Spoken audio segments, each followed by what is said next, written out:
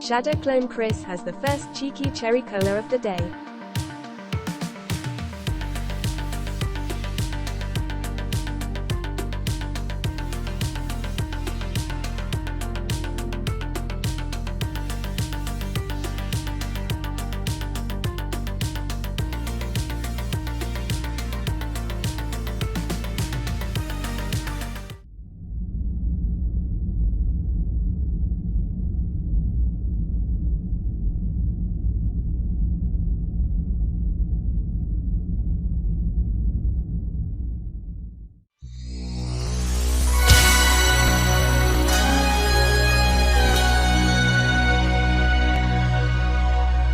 Now, what are we going to do that's clever and entertaining and witty?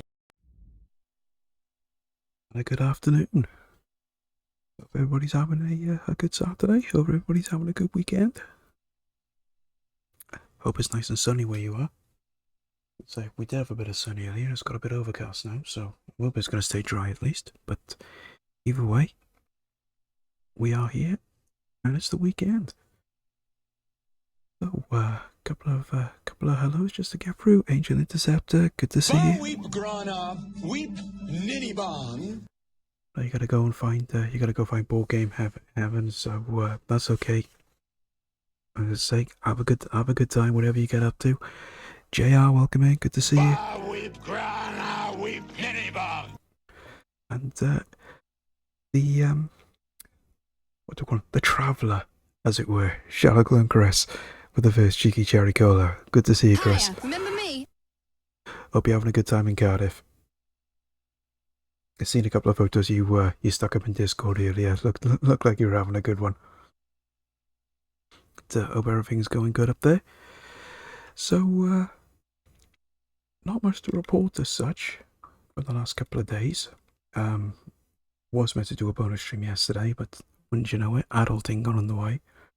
So I've had to reschedule that now to next Wednesday, which will be my regular streaming time. But going forward now, Saturday is going to be my regular day for streaming instead of Sunday. Only because get up at 5 in the morning on a Sunday to then go to work and then have to get through all the work and then come home and then to stream afterwards. It just gets a bit too tiring. So we're gonna change the Sunday to a Saturday now for streaming and see how that goes now for the next couple of weeks. Hey guys, back at the hotel now. Right, on the 16th floor with ambient lighting and an out of order vending machine. Less said about that, the better. A bit of a drink, yeah. I mean, I've been able to do it to an extent, but the last couple of weeks is just getting a bit on top. Especially with the summer coming up now, because I'll be getting a lot more busier now with the summer months. So it just made more sense. So the plan for today, we're back to the ZX Spectrum. I've still got a good couple of games on the infamous Wheel of Misfortune to get through, so I figured we may as well try and get through a couple of them today, or at least as many as we can. So without further ado, let's go over to the wheel. It's a wheel of misfortune.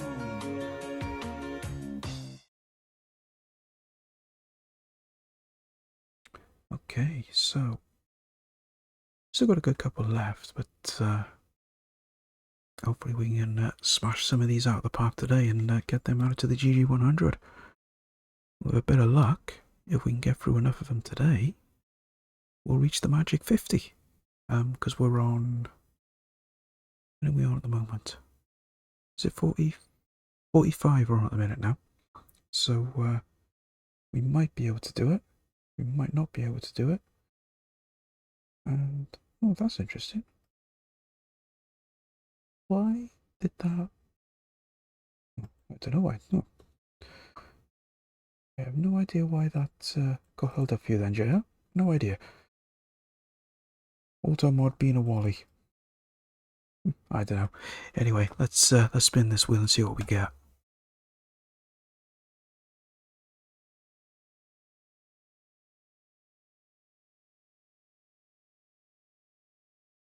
Oh, there we are. Good place to say to start. Bit of Turbo Outrun.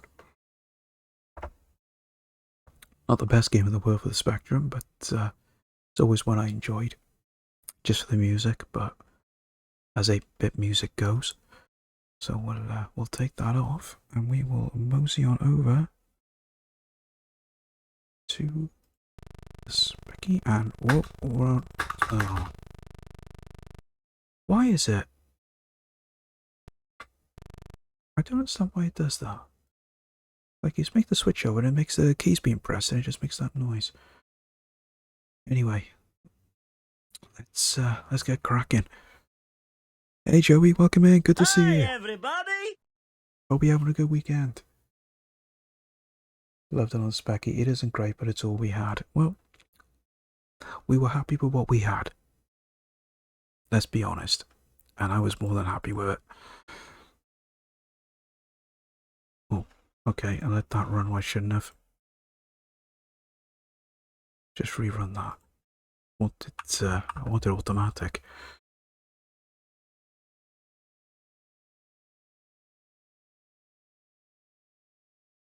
There we go. So basically, with Turbo Outrun, it's basically Outrun with a couple of extras. You got a turbo boost, and as opposed to just racing through 5 courses, you're racing basically across America, which is basically the concept I think that they originally had for the original game, but they never implemented it. Because I know pretty sure the developer said he wanted to have a racing game based on the same premise after he watched that cult classic Cannonball Run. Oh, crashed already. Fantastic.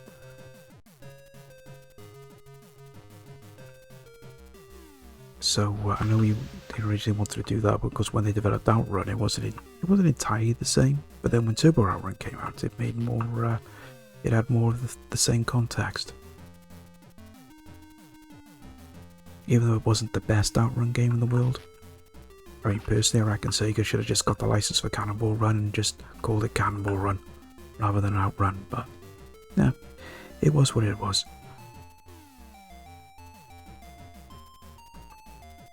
But there are some flaws with this game, sadly. I mean, the large sprites for one. I mean, look at the size of the car. It's not brilliant. And well, we got a raid, and I'm running through checkpoints. Oh sugar! I just clicked the wrong button. Fantastic. Hey Mali, welcome in. Good to see you. Hello. Thank you so much for the raid. Okay. Guys, if you're not following Mali, go and go show him some love and drop him a follow. Brilliant retro streamer. Final Fantasy X. How are you getting on with that? I was to say, it's been a while since I played that. I have to make a slight cock up. We'll have to go and we're gonna have to go and reload this now. Well, that was brilliant. Right at the end now. Oh, fantastic. Oh, see, I've done it again. Just doing an optional Omega Ruins area. All right. What? Why am I not in that? Come on. There we go. Laughs in Final Fantasy X. Oh, absolutely. That was one of the best parts of the game. Was that dodgy laughing? But let me just pause that a minute now. There we go. Just get through some hellos. Julio, welcome in. Good to see you. Hello, Mr. Fancy Pants. Hope you're having a good weekend, buddy. And Mali, again, thank you so much for the raid. If you need to go and do some things post-stream, don't let me keep you. Go and do what you need to do. And thank you again so much for the raid. And then for everyone that doesn't know who I am, my name is Gaz Halley. I am a retro/variety streamer from West Wales with an apparent voice for ASMR. Which I can confirm people have been saying that a lot more now. Because I raided into someone a while back and they were literally talking about it on stream as well, and they had no idea what they were expecting when I raided in, because they actually watched me back then afterwards, and they were like, "You really got a voice?" I was falling asleep watching you, and I'm thinking, I don't know whether that's a good thing or not, but you know, I'll take whatever compliment I can get. Right, let's get cracking with this. So for those of you that have just come in off Marley's raid, I'm doing a Spectrum stream again with the random wheel of misfortune. There was a good couple of games still on the list on that wheel that I didn't get through from the last time I did a Spectrum stream, so I figured we'll spend a Saturday afternoon and plowing through some more games. So we just started out with Turbo Outrun, which isn't the best game in the world, but it's kind of like, oh, I wouldn't even call it a cult classic, but it's one that I've always held near and dear, one that I've always used to play, that I made daylights out of back in the day on my OG Spectrum. I have a headache and thought, okay, I can only handle gas right now. Well, that's a good thing. More the merrier, as always. But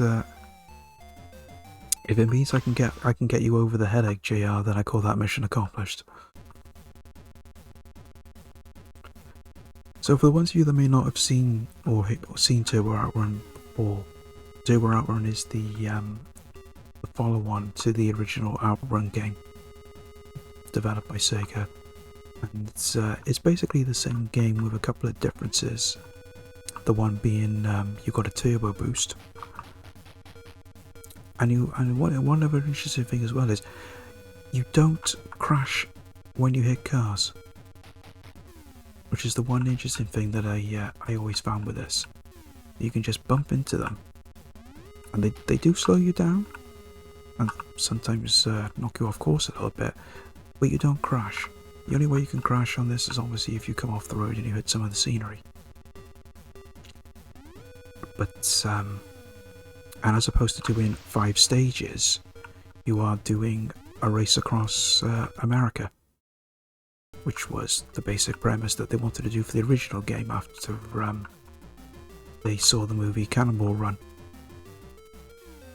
Although personally I reckon that Sega should have just bought the license for Cannonball Run and just called it that instead of basing it on Outrun, but yeah, it is what it is. And then the other interesting thing as well is you actually got a rival driver. So if you don't get to the check, because there he is there, if you don't get to the checkpoints before he does, when you reach the main checkpoint, which is every 4 stages, your girl will actually get out of the car and jump in the car with him, and then you're just left on your own. And then of course then you got to beat them then to the other checkpoints till you reach another main checkpoint, which is every 4 stages, to get it back with you. It's just one of the little features on the game.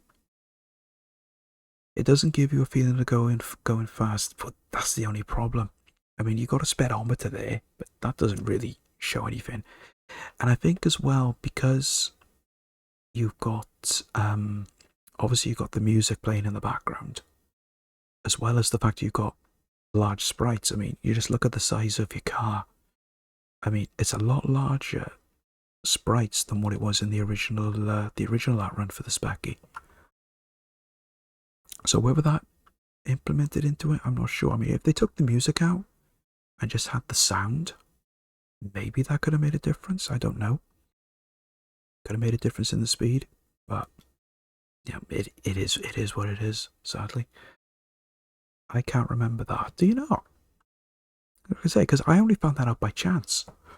Because I remember playing it once, and I always noticed this other car with a guy in it, and he finished a couple of checkpoints before I did, and then I was just playing along, and then I just happened to glance at my car and realised that the girl wasn't there. And then when I caught up with that other car, she was in the car with him.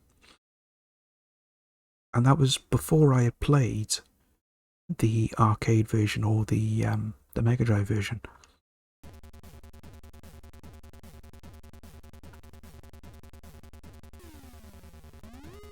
I never noticed.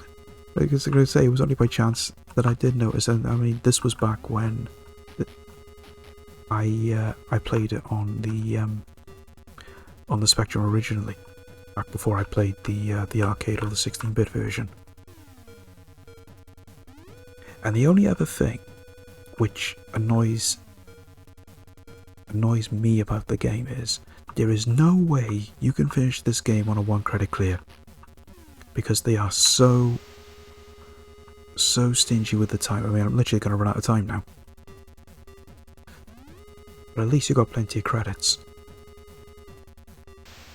But there is literally no way you can finish this on a 1-credit clear without cheating. And that was the only thing I hated about this. Was just the fact that you could not finish this without doing that. I mean, this is probably the average for me to get to before I start running out of time. Because on the other Outrun games, the time would always be running slightly slower. But the time on this is literally running real time. And when I mean real time, I mean in seconds. So you really, I mean, you talk about gotta go fast. Not that you can really do it in this game. But you're always likely to run out of time, which is really awkward. Even though you got the turbo, doesn't exactly make it go that much faster. And of course, you only got limited uses because it will overheat. Right, nearly reached the checkpoint. There we go. So that's the main checkpoint now, which you reach after every 4 stages. So at this point now, you get to select a component for your car. So you have 3 to choose from, which you select over time. So select high grip tires to start with, and then when you reach the other stages, then you got the choice then between the high power engine and special turbo. Apparently, they reckon that if you select the wrong one at a particular point, you can't, or it makes it a little bit more difficult to finish the game. Never noticed the difference, to be honest. It's I always selected the high grip tires first because it actually recommends that when you read the instructions. So I've always ever just gone with that. But I think one day I will just select anything random and see what happens.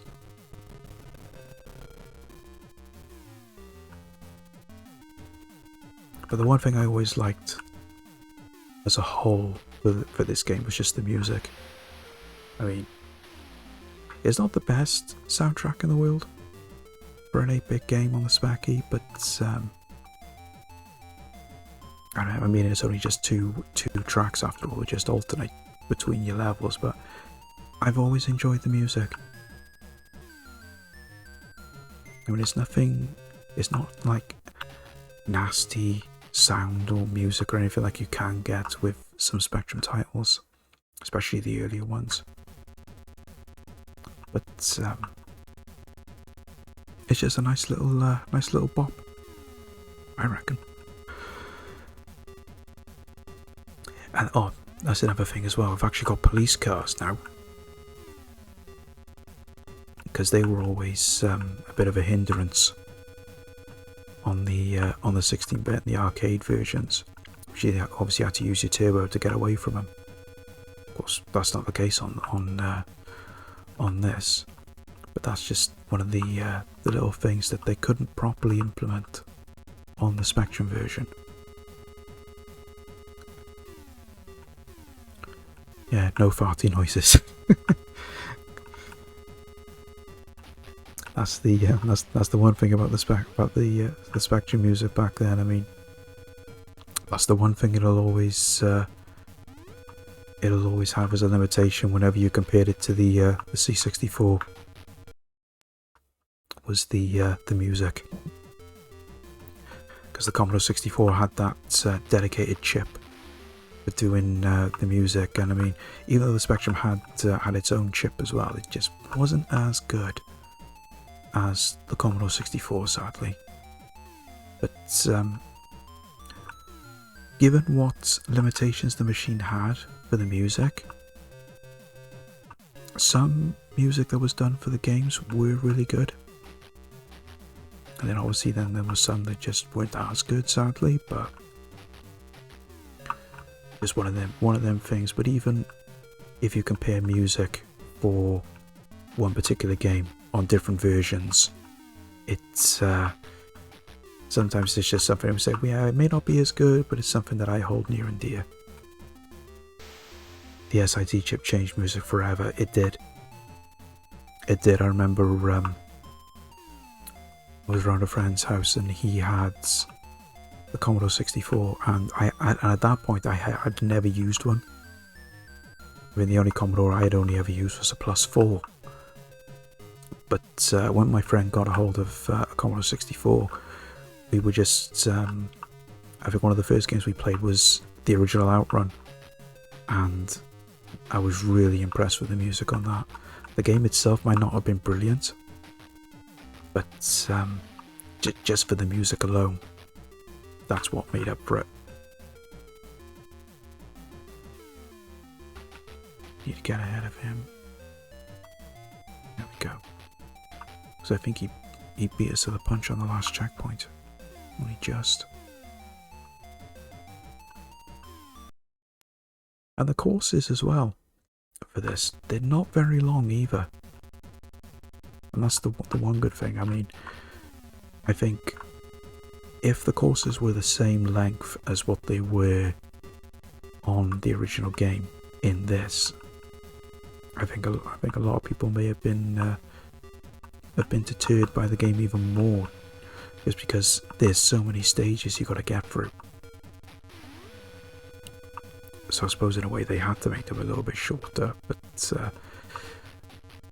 whether that's the case on this version compared to other versions, they seem a lot shorter on the Spectrum version than what they have been on other versions of this I've played. But I don't know, maybe that was just one of the things when they were developing the game on the 8-bit system. Who knows?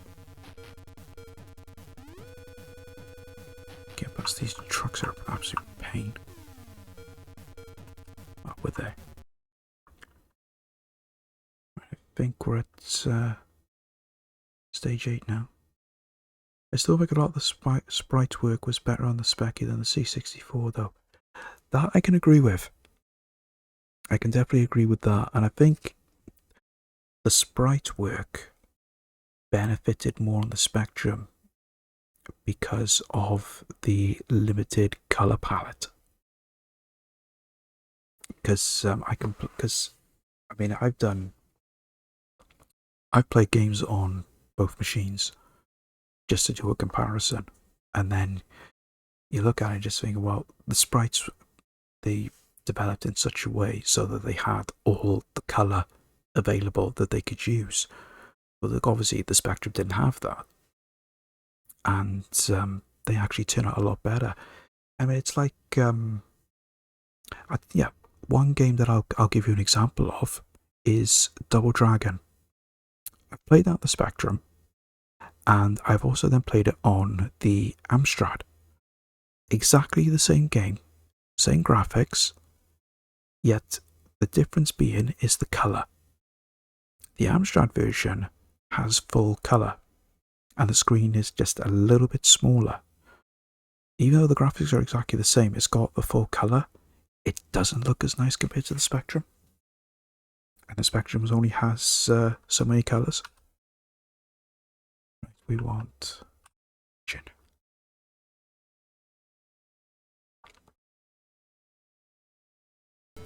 I mean, that was just the one example that comes to mind. Yet at the time, when I played Double Dragon on the Amstrad, it was on the that green screen monitor you used to be able to get with the machine. So I never noticed the color. I only just noticed the graphics. It was only when I played a good couple of years later that I then noticed the main difference with the color.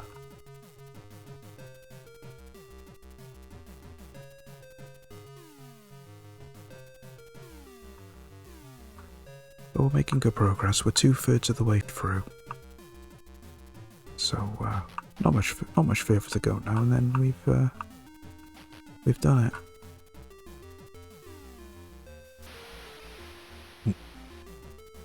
I'm gonna get around there, am I? Oh, I am. Didn't think I was gonna get around that corner.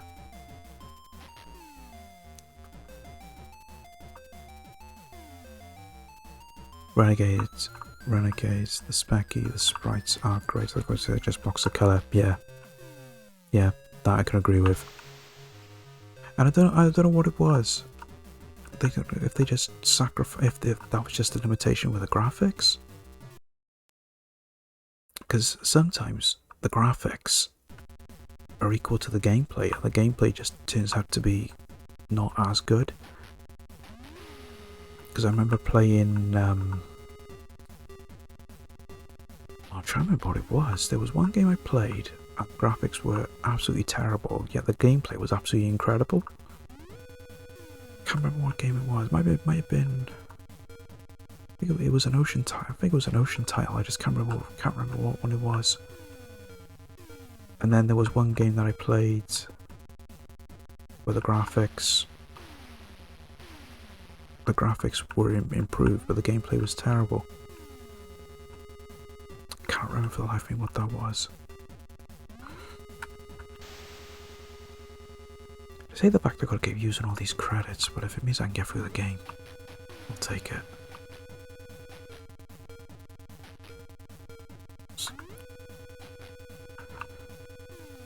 Try and get through. There's just so many cars on the road. I mean, if you haven't got a wide track like you have on this stage, trying to get through some of these cars is an absolute nightmare. Because you will just bump into them and bump into them and bump into them, and eventually you'll be forced to one side. You end up crashing into the scenery, and then you've had it. So I'm just trying to get past him on the inside.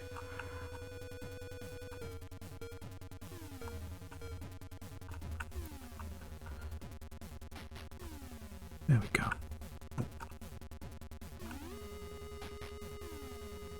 It shouldn't be far off the checkpoint now. Because you know when you're nearly there. Ooh, I literally crashed over the checkpoint. I'm just glad that the crash never carries over when you get to the next stage.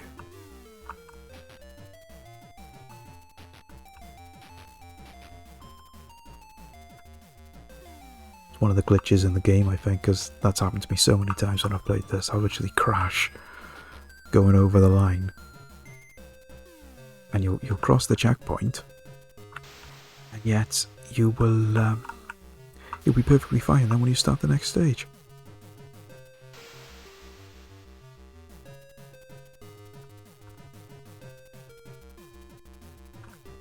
Okay, what's happened here? Why? Oh, speaking of glitches,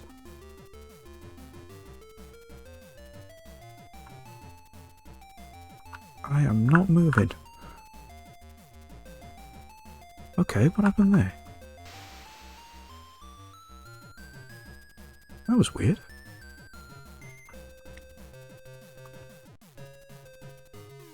Don't understand why I did that. It's like the car span, and they just came to a complete stop.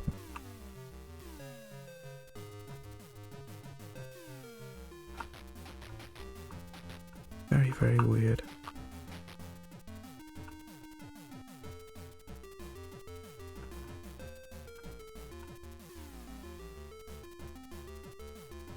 Take our time going through. Yeah, see? It's done again, look.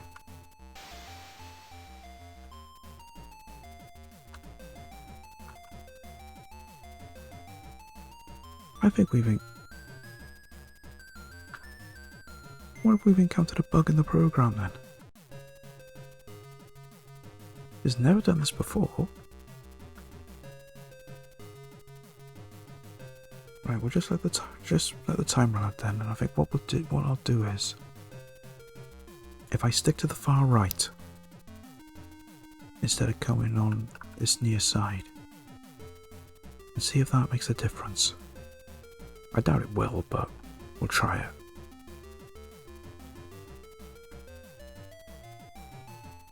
It's weird as to why. Because the turbo still worked, yet none of the other controls did. So let's stay on the right hand side. See if that makes any difference.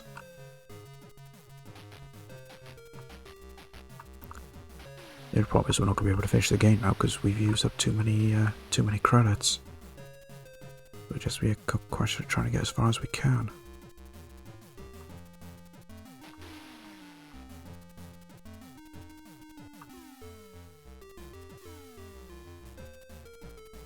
I find that very, very strange as to why it did that.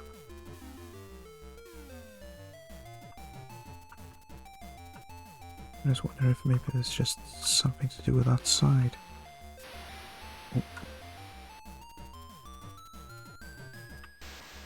Oh, Gray's taking us over that side anyway. Oh well. We just get over, go.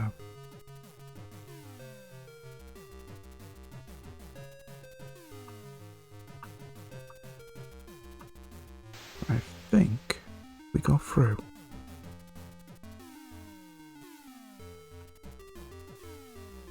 Yeah.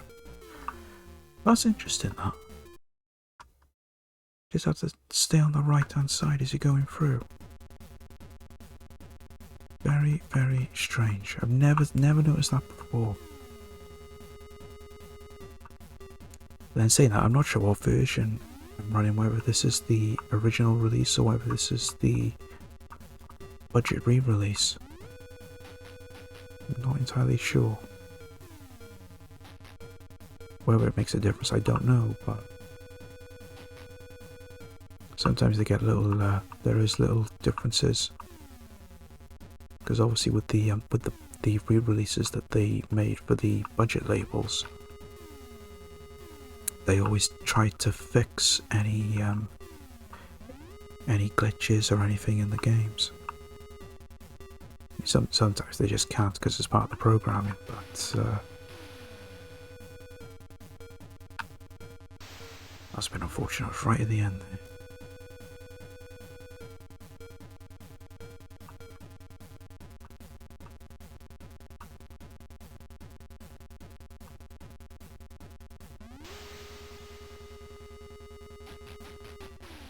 Try and get through as quick as I can now.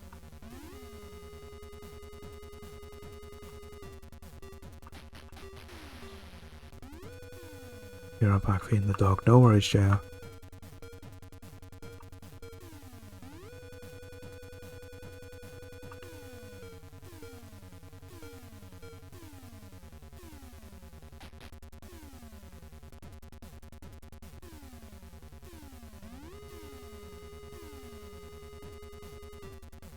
Okay.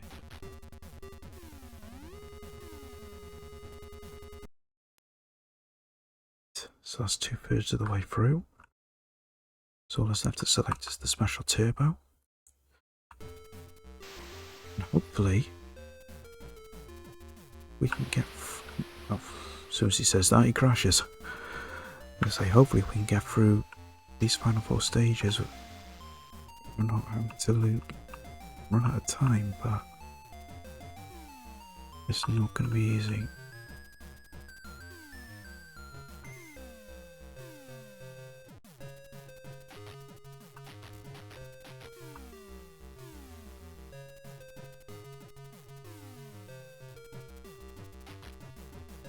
Have you finished any games today? Not yet, Julio. This is literally, I could say, I hadn't long started when Mali raided in, so I was literally just getting started on the first game at the time, so we've not quite got anywhere yet.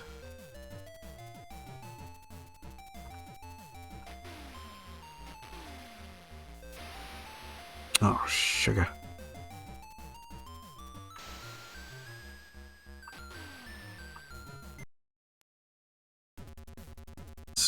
Let's put a hindrance on things now.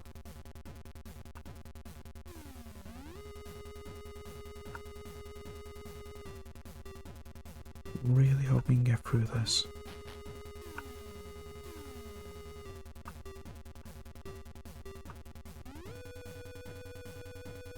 He gave us a good bit of time. It was only 1 minute 20 to get through this particular stage anyway. But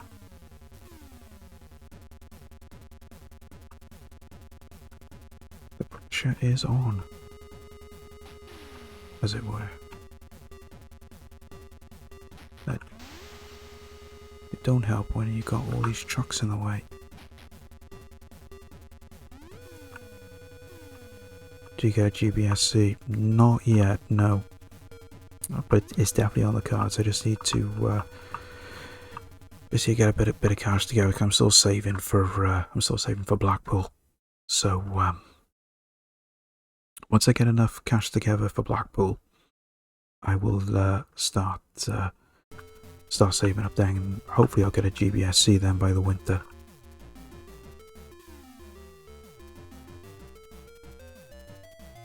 Just trying to scrounge up as much cash together as I can at the minute, because taken a bit of a battering financially over the last couple of months. So you know, there's a lot of things I've been wanting to get that I just had to put on hold because I got adult things to pay off for first, sadly. Will we have a great time at Blackpool Gaming Market? Well, we'll certainly try to. As I say, you will certainly be missed in October, Chris. Because I know you got all your gallivanting around going on and everything. And Julio was not biting. That reminds me, I'll have to whip up another logo like I did for Birmingham, just for the giggles. Okay, here we are, final stage. Made it all the way to Los Angeles.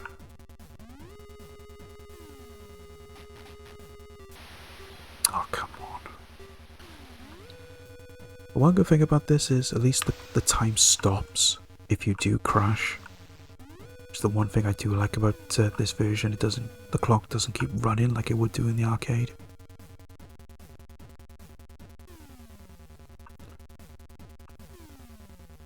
Just don't know if there's going to be enough time to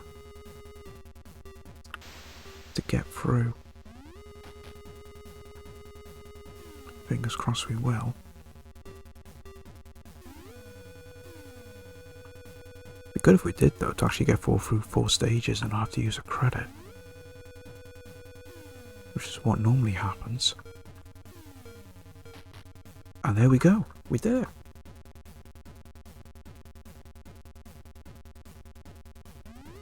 Despite encountering a glitch, we still managed to do it. There we are, first game of the stream done. Turbo Outrun beaten. Then you get a nice little map to show your progress as well, which is nice.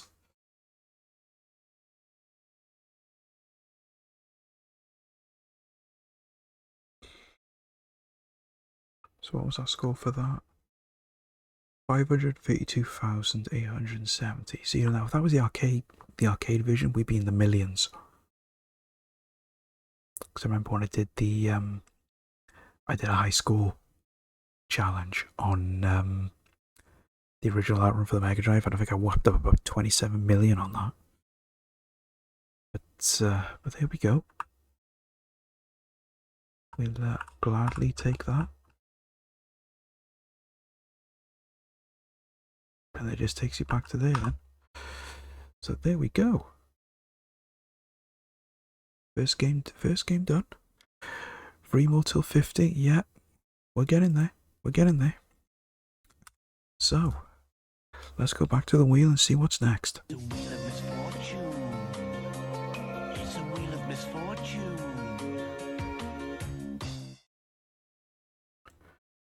Okay, let's just spin the wheel.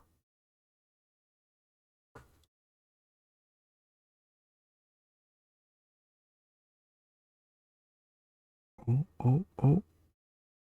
Oh, there we are. One of my favourites. Batman the movie. Always loved this game back in the day. Probably one of the better games for the Specky.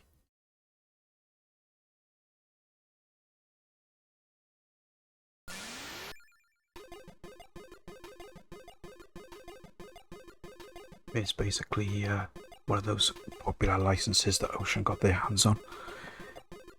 Is this the isometric or the platform? This is the one that was based on the '89 film JR, so this is the platformer.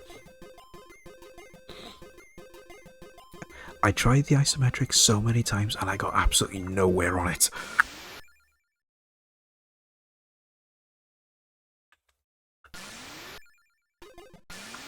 But I will have to have another crack on the isometric version at some point, because I'd like to try and beat that.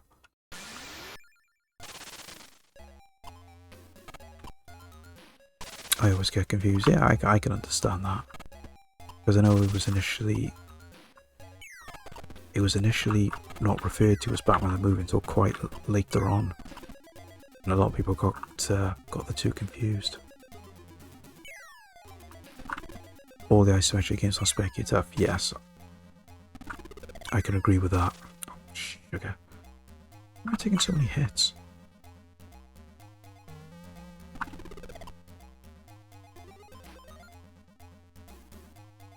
So I remember there was the one isometric that I played, Night Law. That was an absolute nightmare to try and play through. Hey Dazzle, welcome in. Good to see you. Hello, nurse. Let's try that again. Hello, nurse. What? Hello. That's better. Getting trolled by nurse sound effects. Always liked the game that looked like the comic strip, but yeah, Batman the Cape Crusader. I do, like I say, do have a lot of fond memories of that. Could never get past the one, because they devised the game into two games. One was based around the Penguin, the other one was based around the Joker. The Joker one was so tough. Could never do that one. The Penguin one I was able to do, but the Joker one is really difficult. Night Law is legendary, though. It is legendary, but it's also a tough game, especially if you don't know what you're doing. That's one of the awkward parts. You could start the game off, then you would just start going round and going round and going round. You're just thinking, well, where do I need to go? What do I need to do? Because I was like that for a while. The first good dozen or so times I played it, and it was only then in later years then that I actually realised what I actually needed to do. Because it's not very precise when you try reading the instructions. Because a lot of it is just like a rhyming riddle, which doesn't help you too much.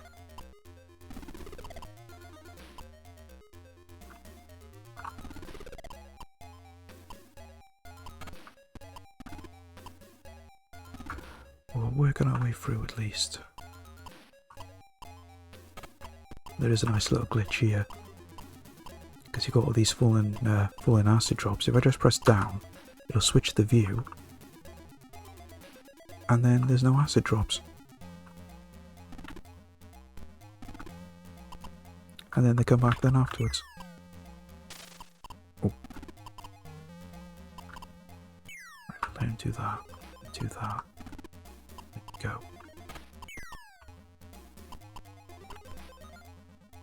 But the one version of this I always liked is the Amiga version, because the platforming parts are all the same to an extent, depending on what version you're actually playing.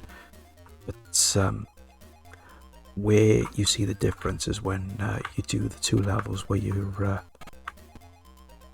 controlling the Batmobile and the Batwing. In the Amiga version, just for graphics alone, just absolutely brilliant.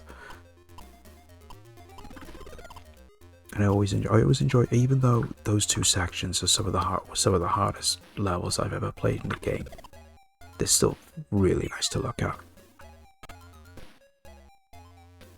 But we're nearly at the end of the level now. Okay, I couldn't duck that one. Amiga version is good. I got it boxed but never finished it. Yeah, it's like I said, the platforming sections I can get through fine. But when you're doing the Batmobile and the Batwing, that's where I always come a cropper. Because if you go at a certain speed, you're okay.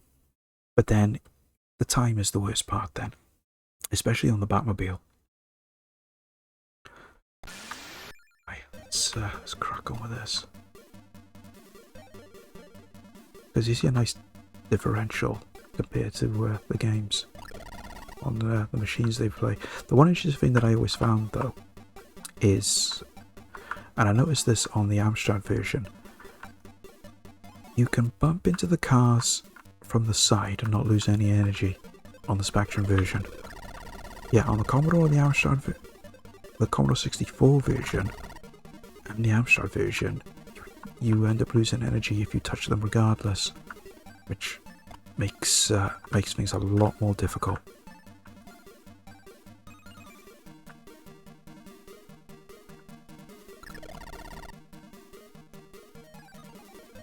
But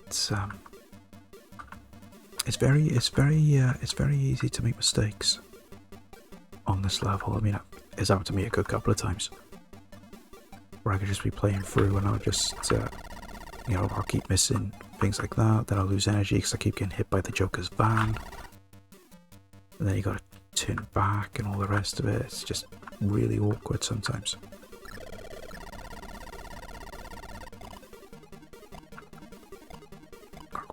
Ready, bang.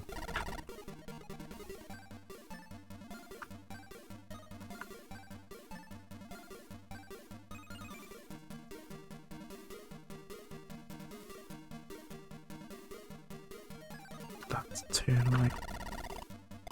No. I'm gonna lose a life here, I can see it now. Just hitting too much stuff. Because that's what you need to do ideally every single time. But of course you can't do it that far up because it'll just turn into the wall. You've got to be yay far away from it.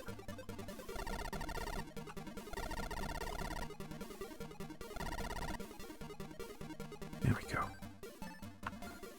We'll get there eventually. Just don't think we're going to be able to do it now. Just follow him. Hopefully the van will catch up and bump me. There we go. You're always more likely to run out of energy than you are to run out of time. That's the one good part of this. They were very generous with how much time they give you to complete this level.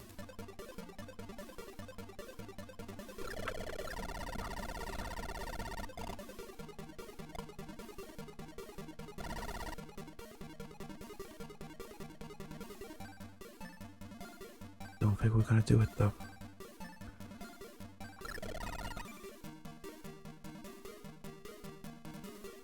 I might have to take a life loss here, sadly.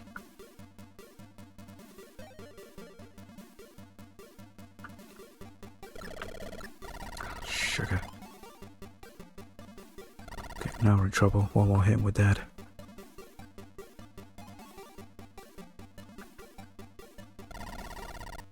And we're dead. The only problem is there's no checkpoint either, so you literally could go right back to the start of the level.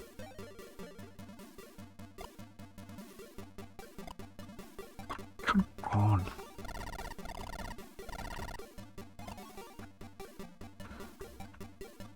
Make an absolute hash of this.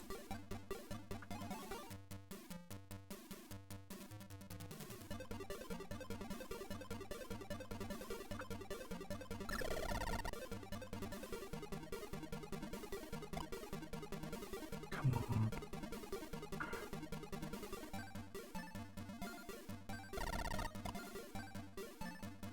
Come on.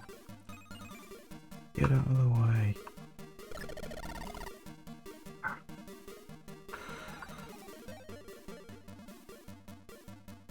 I always remember when we used to play this years ago. Could never get past this level sometimes. Wasn't very often that I was able to do it. It's always a struggle.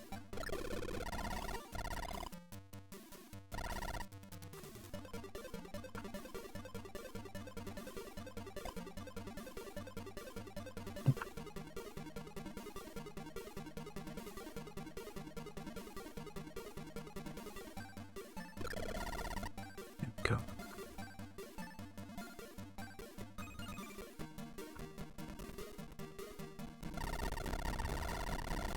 Oh, press the wrong button. I didn't want to turn around.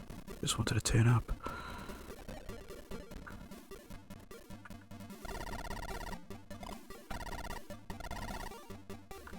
Just really struggling now.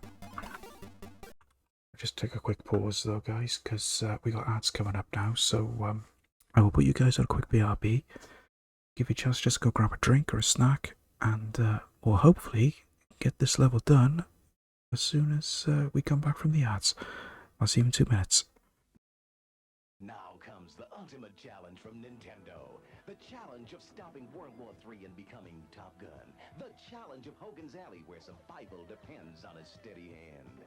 The challenge of fighting 7 contenders before taking on Tyson to become world champion. You can take up the challenge with over 50 adventures from Nintendo. Parents can ring 015464646 for information now. Nintendo, the world's #1 game system. Hello, I'm William Shatner, and I'm a shaman. I'm a conduit of the ancient forces of nature. You're no doubt wondering, hey, Shatner, how do I hurl bolts of lightning? Simple. Get World of Warcraft, dog. You can be anyone you want. I'm William Shatner, and I'm a shaman. What's your game? World of Warcraft, the #1 online game. Try it for free at warcraft.com. This is Cowabungie. And this is Cowabongo. But the turtles for your 16-bit system are Cowabunga! Holy cow, it's Turtles in Time! The cool arcade game for Super NES, now with tasty turtle duels. And psych up your Sega Genesis with the Hyper Stone Heist and all new 3D Turtle Thrash. So remember, this is Cowabingo. But the turtles for Super NES and Sega Genesis are... Cowabunga, dude. Woodstock. Nothing really sticks in my mind. Punk. I forget, to be honest. The 80s. Well, he could have slept through the 80s and not missed a thing. The 90s. Since 1995, I can remember everything, right down to the smallest detail.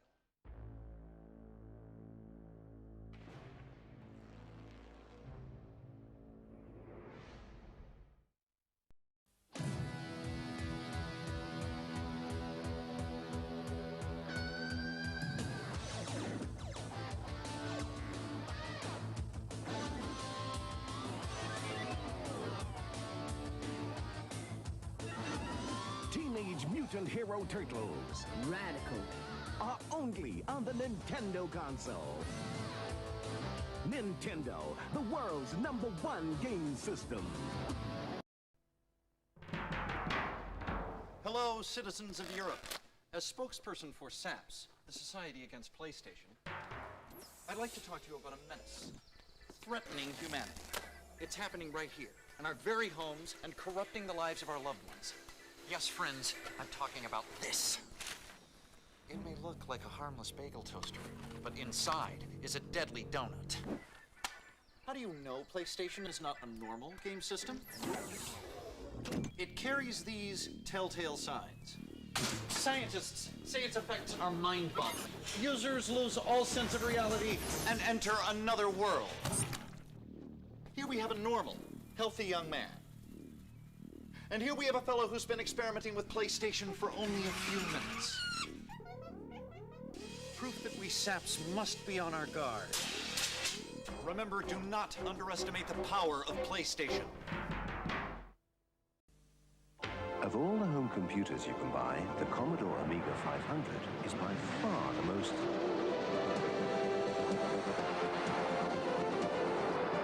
But surprisingly, the Commodore Amiga 500 can be yours from Amiga.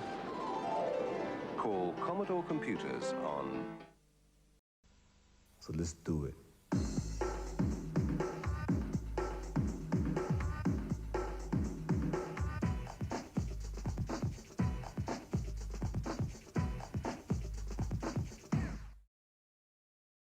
Guys, apologies again for the ads, but you know, Twitch are like when it comes to all their ads. But we're back now. Have a solid hour before we have another ad break, so hopefully we can get past this level by then. So let's carry on.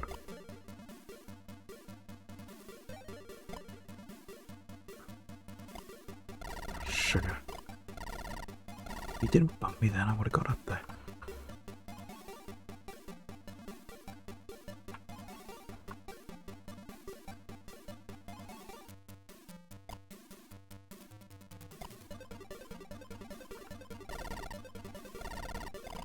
Too early? No. I'm not going to do it this time.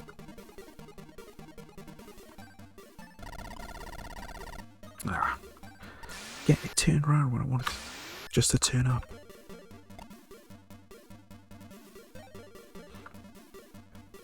I'll say one thing, this will be the first time in a long time where I've actually lost all my lives, near enough, doing this. I can't wait. I can't get an extra life as I get a little further on because of the amount of points that I can get. I'm gonna get past this level first.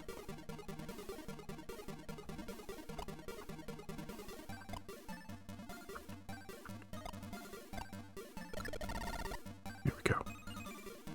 Took a couple of bumps, but we got there.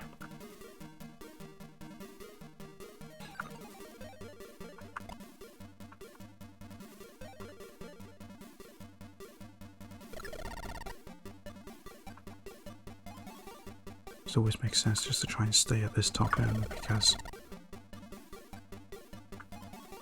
we don't know when the turn is coming up until you're literally right on top of it.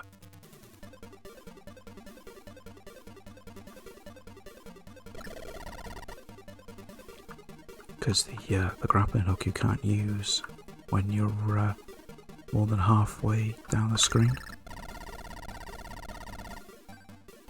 Which is a bit annoying. I'd rather be able, you can just use it from wherever. But even if you used it from down here, you're more at risk of getting hit by cars.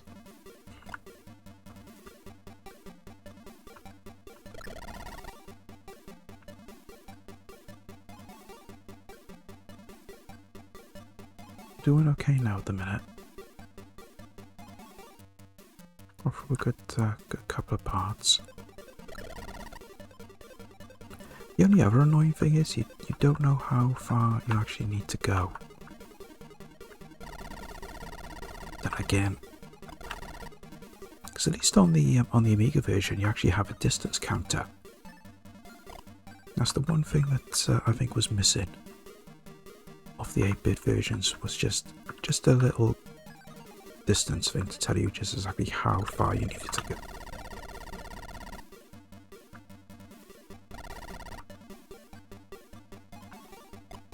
Because you only know when you're practically there when the background changes. I think one of these days I'll have to sit down and just count how many turns there are,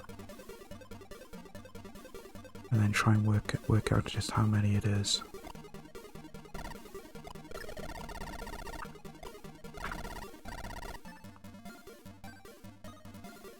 Because originally I thought it was like something like 20, but I think I've done more than that already.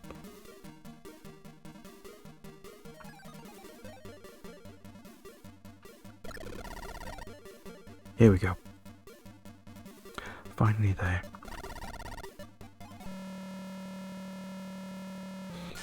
And that's the extra life.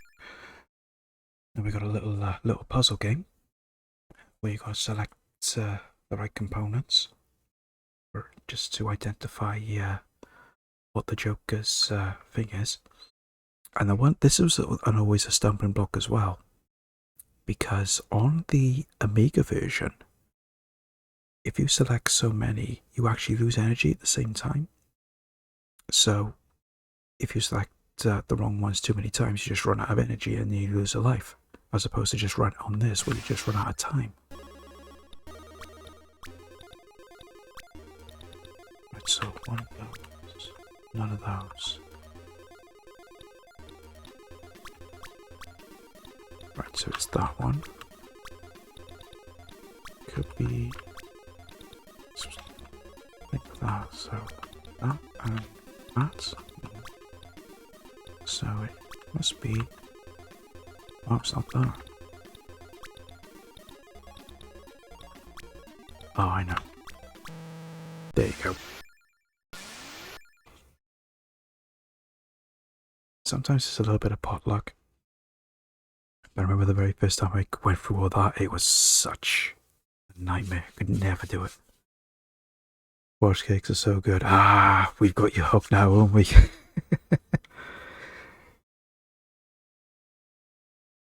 Got you hooked on Welsh cakes. You'll have to grab a batch now to take home with you. Which I assume you have already. But yeah, you can't beat a good Welsh cake. What's a Welsh cake? Well, basically, a Welsh cake is kind of like the same premise as a scone, only it's a lot flatter. And depending on what version, it's cooked on a traditionally it's cooked on an iron skillet. Basically, just a load of dough mixed in with some currants or raisins, or if you want to be daring, a bit of chocolate chip. Fry them off on a skillet, and then boom. But they're not fried as such; they're baked. But they are a thing.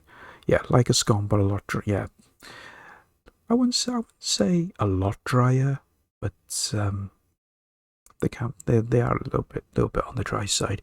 Then just sprinkle a bit of sugar on the top of them as well. Say, oh, chef's kiss. But then they did release, because there's a company down here, or I say down here in Wales, that actually did a version of a Welsh cake and had a bit of a jam filling in them as well, which was different. Not really to my taste though, but you know, it was unique. I didn't find it dry, but that might be because I had jam on mine. Maybe. But you know, you can always have a bit of jam on it if you prefer. I don't normally. I know just have them as they are. But you know, that's me. Anyway, let's carry on with this. So we're on the Batwing level now, where we've got to get all the balloons. But this is quite straightforward, really, if you know what you're doing. Because the only way you lose energy is if you either miss or hit any of the balloons, which can sometimes happen. But and the difference is with this as well is that you have some balloons which also move up and down, so you can't actually fly into them. So it can be a little tricky. And then the only other thing you've got to watch out for is helicopters. it's just a case, if you hit him, it's literally a one-hit kill, which is a bit on the annoying side. And unlike the Batmobile level, you know how much you need to go, because the level ends when the time runs out. So you haven't got to worry about if you're getting through a level and think, oh, I'm going to run out of time, I'm going to lose a life. That's not the case here. And the other thing as well is when you're avoiding some of these helicopters, sometimes the helicopters will hit the balloons as well, which results in you losing energy, which is kind of annoying sometimes. But thankfully you don't lose too much energy, which is an obvious advantage.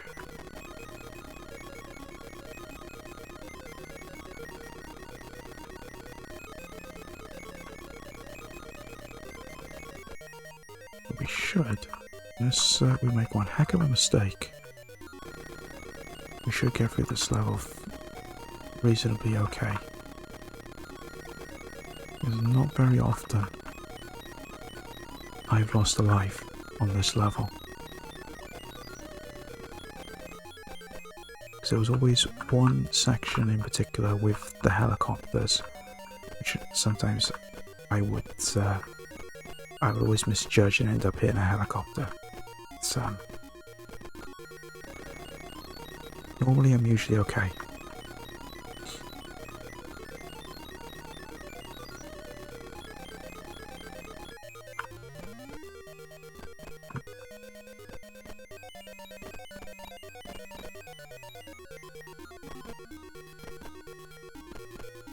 But we're nearly there. 15 seconds left. The top yet. Not really worried so much about that. And that's it.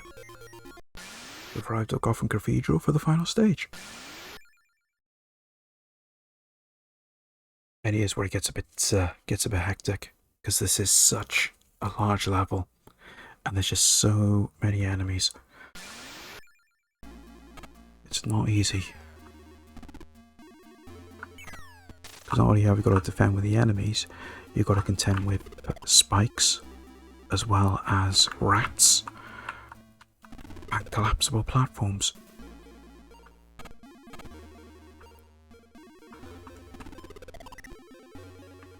Because at this point now, you've actually got the option on where to go. Forgot about that. You can go off and up to the upper right there, or you can go straight up. The only problem is you've got to be really quick with the grapple because they're collapsible platforms.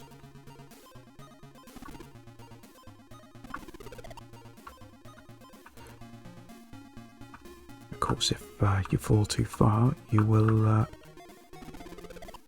automatically lose a life, which is annoying. Let's quickly hook up here because we got... Oh no, it's not here, is it? Oh, there's the rat.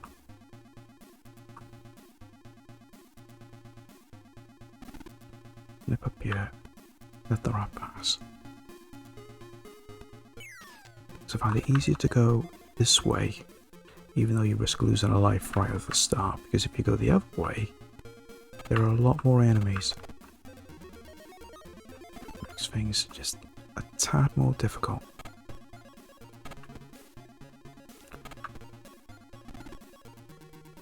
And then of course you've got to try and save as much energy as you can for the final part, because when you reach all the way to the top,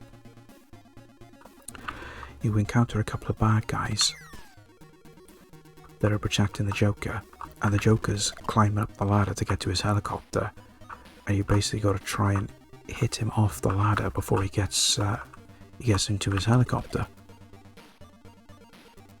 and that can be a hindrance. So it's basically a question of ignoring the enemies and just going straight for the Joker, and hopefully you can get him before he reaches the top.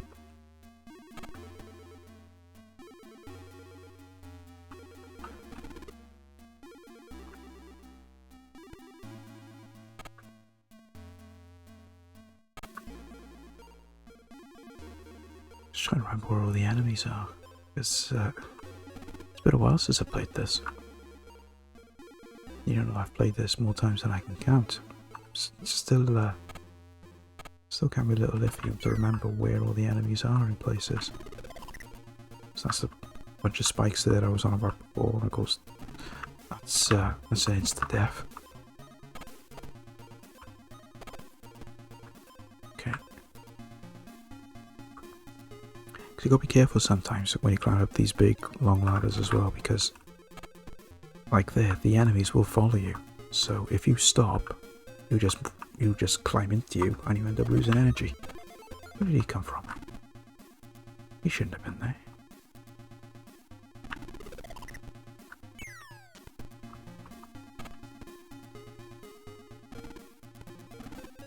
Right. We're more than halfway through. Not got that much energy left either, which is a bit concerning. Have to be a bit more careful with what we're doing.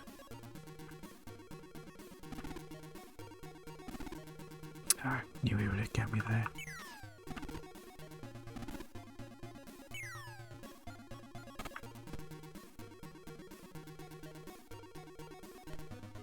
Didn't want to do that. Wanted to swing over him.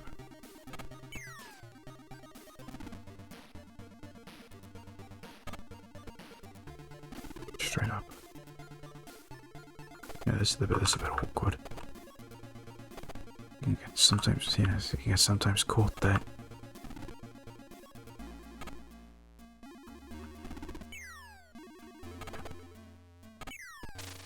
Sugar. Okay, final life.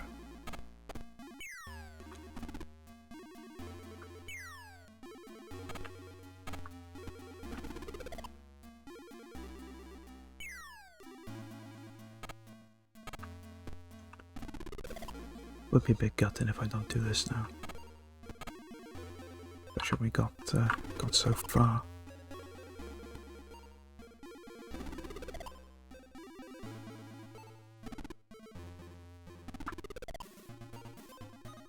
Be really quick when you're doing that. If you don't get it right, the platform. Ah, sugar! I was too far away. And then that happens. Well, that's not good.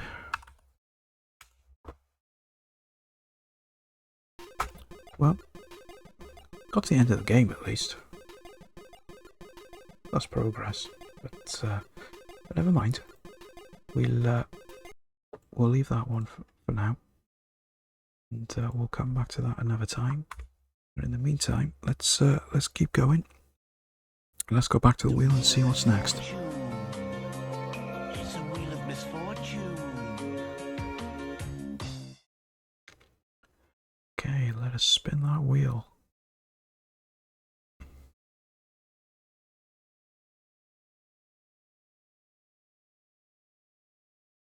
Oh, another favourite.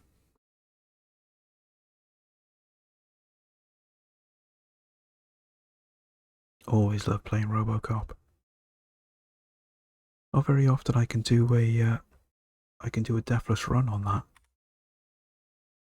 because it's not the easiest of games, but it's one of my favourites. With the added part that there's also speech, which is nice.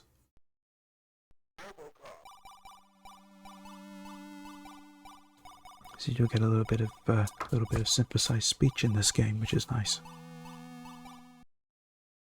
Oh, what happened there? Okay, I don't know why I did that. Okay, never mind. Let's carry on.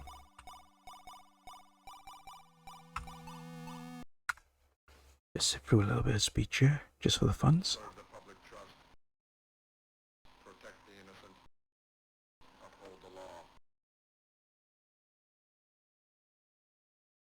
For those of you that haven't seen the game, or at least not this version of it, it's basically very similar to the arcade game. And then there's a little bit of platforming involved. later on, as well as a couple of little sub games or sub levels. Oh, a couple of little mini games.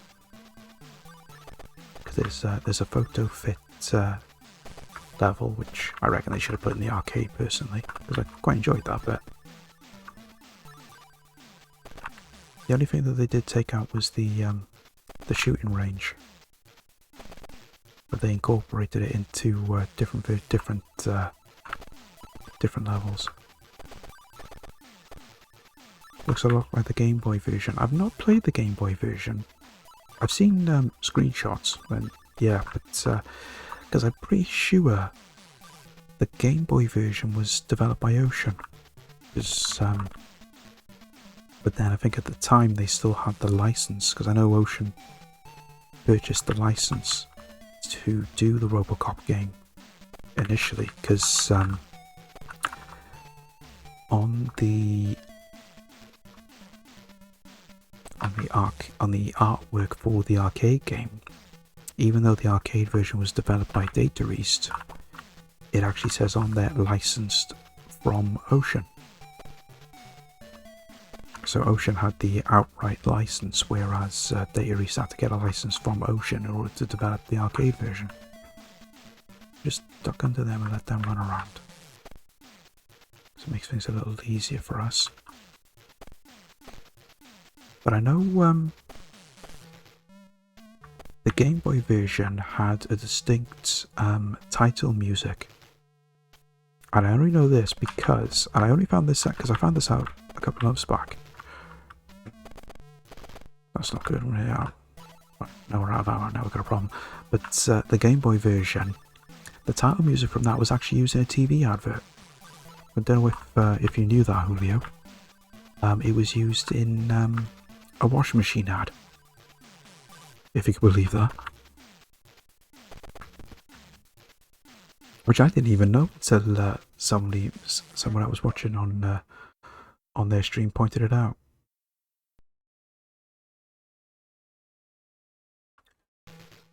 Right, so this is that bit in the film where RoboCop famously shoots through that lady's skirt, which sadly you can't do on this, which is a shame because I'd love to have done that, just for the lols. There we go.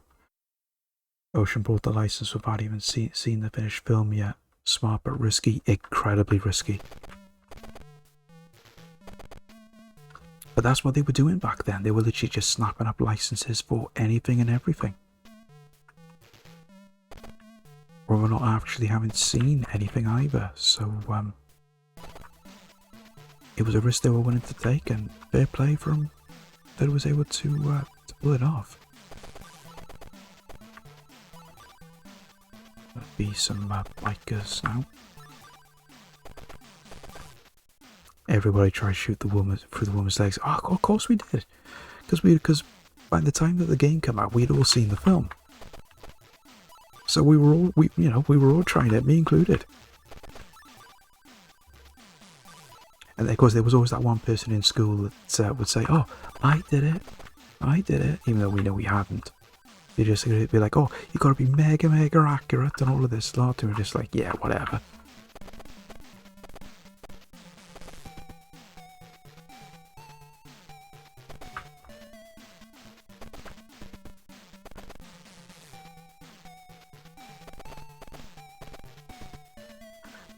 Going back to what I was saying though, when I was talking about Turbo Outrun, and I was talking about the comparisons of games on different machines. There's one big difference between this version and the Commodore 64. And I don't know this for definite, I only read about it, but apparently there's a real bad glitch in the Commodore 64 version which basically stops you from actually beating the game. I mean, I don't know how much truth there is to that. I've never played the Commodore 64 version. I'll have to take a look at it sometime. But I think it was, can't remember where I read it. It might be in Retro Gamer, where they were saying that it was one of those games where there was such a bad bug in it that you couldn't actually finish the game, and very similar to what I was talking to Julio about on his stream when he was doing a Spectrum stream the other day, and he was playing Ed the Duck. Because I know on the final level on Ed the Duck, you had to collect stars, but there was always 1 star less on the final level, and you weren't able to finish the game because due to a bug in the program, they didn't put the right number of stars in. Just very similar things like that. And there's a couple of other games. There was one that was done by the band in the 80s, Frankie Goes to Hollywood. There was a serious bug in that game where you weren't able to finish it. And there was also another game, Wheels of London, that you weren't able to complete when you reach a certain point in that because of a glitch. But thankfully, people in the community would then go back over the code years later and were actually able to fix the game so you could actually play them and complete them, which was good. Retro Gamer sent me a mag today, not even subbed anymore. Really? Oh, there you go. Well, you know what to do with that. Best check your bank account. Yeah, that'll be the first thing I would be checking. Just to make sure that you are in fact not subscribed. If you are, we're not going to complain with a free mag in the post, are we? Anyway, let's carry on this. So we're doing the photo fit part now. Not a difficult thing to do, but it's always just a little always a little fun section, just to make sure that you can get it right. There we go. No payment sent to them. Oh, there you go. Nice little freebie for you there, JR. And because it's a subscriber version as well, you got that different cover. So I don't know if you'll be able to get any extra cash if you try selling it on eBay. Highly unlikely, but let's carry on. Oh, where did he turn around then?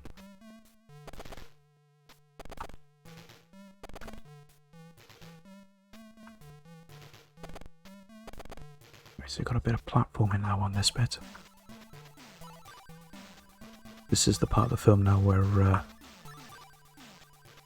Robocop goes through that drug factory.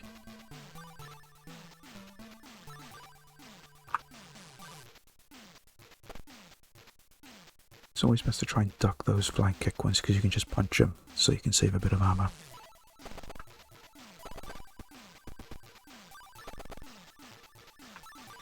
Unfortunately, there are some sections where you will get hit, sadly.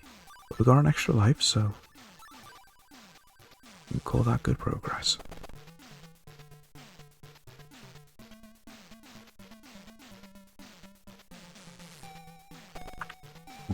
Have to shoot him then.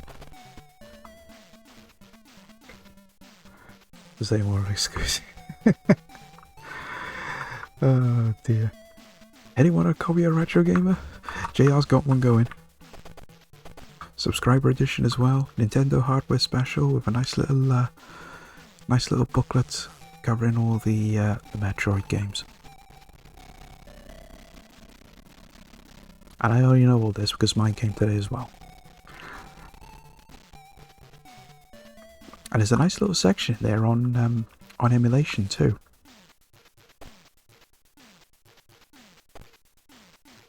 They were talking a lot about not just the 8 and 16-bit stuff, but they were also talking about the emulators for the later consoles, like the OG Xbox, the 360, and the PlayStation 2 and the PlayStation 3. Oh, I wasn't meant to go back down. Just want to get rid of this freeway gun. The freeway gun, even though the freeway gun is quite powerful on the arcade, the freeway gun is terrible on the Spectrum version.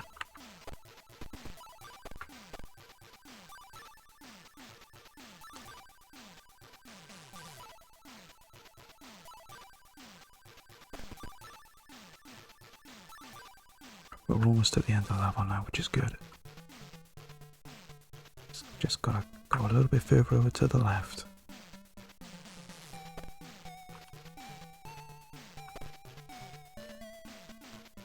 Quickly shoot, because someone appears out the door there and you can't always hit him.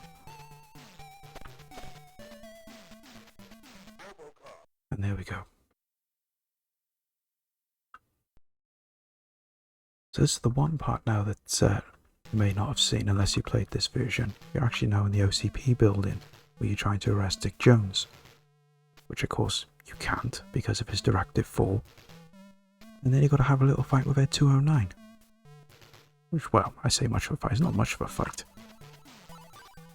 It's a question of just ducking his shots. And even though you haven't got your gun, you just got to get up really close to him. And just punch the living daylights out of him. While avoiding his hits, his shots. And then, of course, sometimes that'll happen. Now there is a way to break the game here as well. Because when all that smoke came on him, you can keep punching him. And you do actually get more points. And then you can just move on. And as he starts walking up like there, you press fire. He will stop, go back sideways like he normally would. And then you can't finish the level. You'll just walk around the map a little bit. And then the game will crash. And I just found that by chance. But that method also works on some of the other levels too.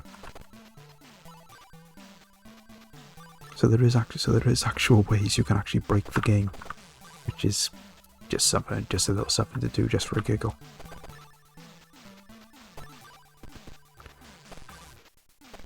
This is the awkward part. I'm just trying to get through this. It's not very often I can get through this level with my lives intact. Because you always start the level off with how much energy you had from the previous level.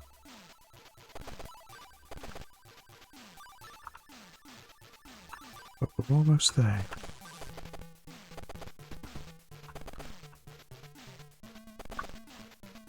Now we've got a problem because we're almost out of ammo.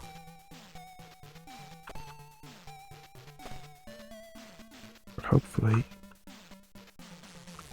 Well, I just gotta wait for him to come back. There we go. It's not very often I can get through that without losing a life. But at least we get our energy back now for this this level. So this is the part of the film then when they corner Robocop in the steel mill. But it also means then you encounter some of the enemies that have those massive guns. And yes, you can get your hands on one. Which is always nice. Nice little added feature. And you will encounter Ed 209 again at the end of this level. And yes, you can use one of those big guns to blow up Ed 209 like in the film. Which is always a little bit satisfying.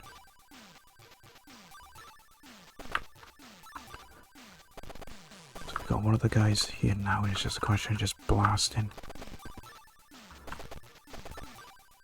Because it's very easy to be a bit hesitant with him. You think, oh, you can just crouch and shoot him. It doesn't work because he'll still hit you with a gun regardless.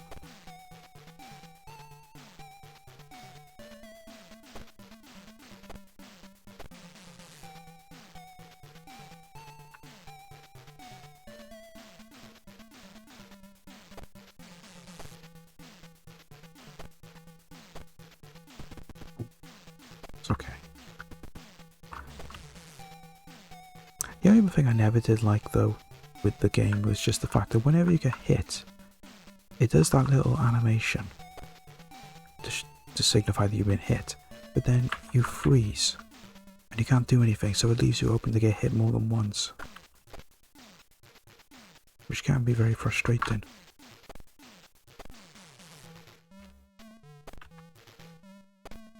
There we go. That's Ed 209 done. Now we got the final level, which is basically the same as trying to hit the thug with the woman there, except this time you got to shoot Dick Jones. And the problem is, he can shoot back. And there's a glitch here, whereas when You get hit by him, even though you lose a bit of energy, but it stops you from shooting as well, which is very, very frustrating.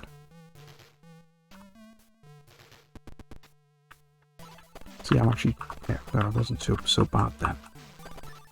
He'll sometimes hit you, and you can't fire. See, I'm pressing fire now, it's not letting me shoot.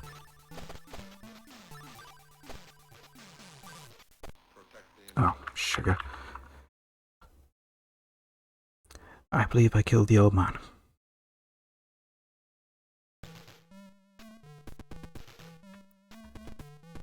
Again, I'm trying, he's shot me, I'm trying to shoot and I can't do anything.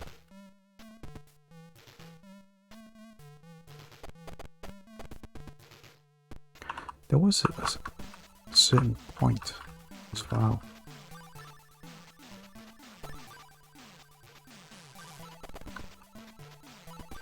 See, it's really frustrating.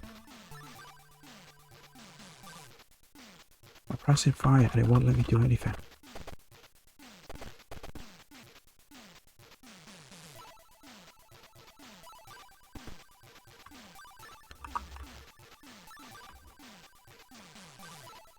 Yeah, that's where it needs to have the crosshairs.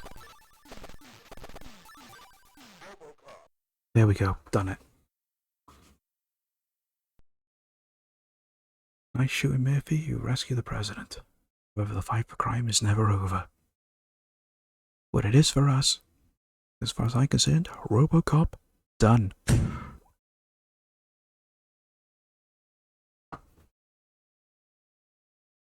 There's just a case then of just carrying on. The game will eventually loop and it takes you back to the first level and you got to do it all through again. Game 48 done. No, I don't think we're on 48 yet, Joey. We're on, that was 47. 47, yeah. Tip on another one was 46. So we're not quite at 48 yet. But fingers crossed we will be with the next game. So let's go back to the wheel and see what we're going to play. The wheel of misfortune. It's a wheel of misfortune. Okay, let's spin the wheel. See what we get.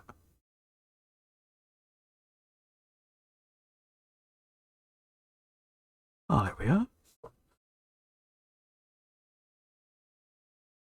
Another brilliant film, which sadly wasn't as good a game, but you know, we'll still take it for what it was. Bit of Terminator 2.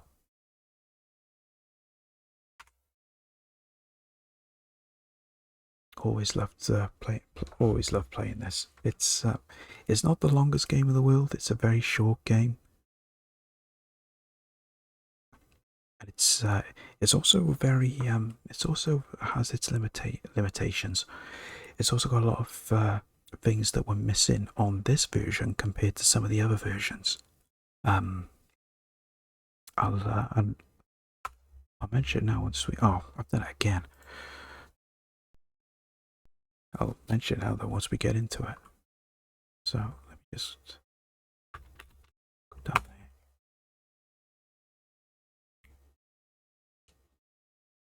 There we go.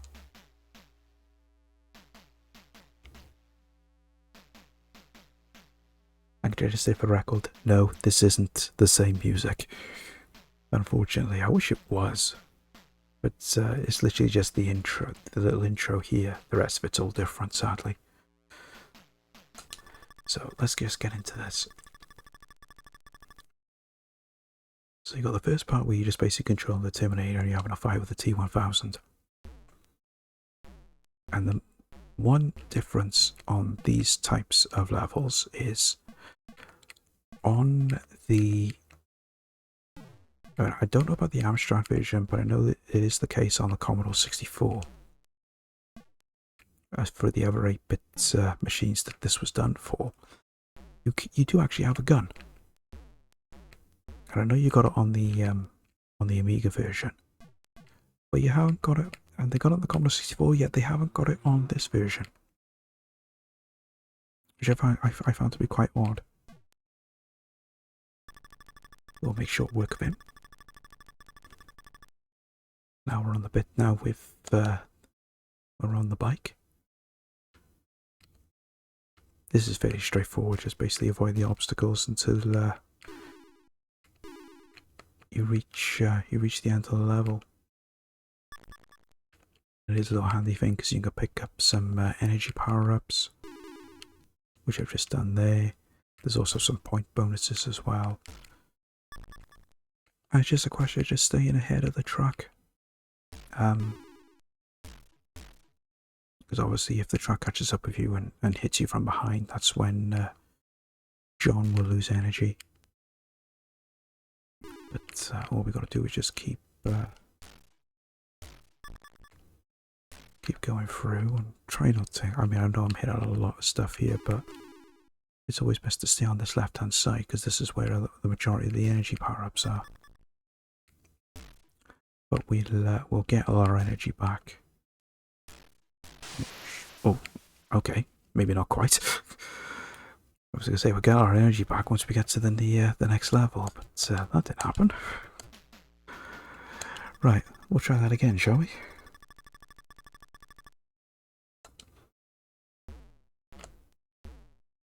The only problem though with this is you've got to get really close to him to use, because the close range attacks are a lot more powerful. But the problem is you've got to take so many hits, so it's always best to just use a long range till he goes down. Then it gives you time to move in and use the close range attacks. But it's not easy to do it sometimes, especially with the later levels.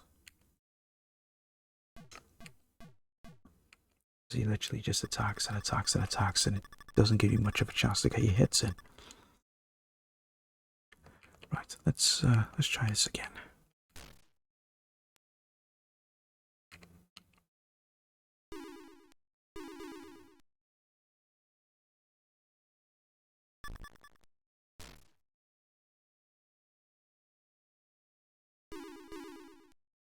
That's a bit better.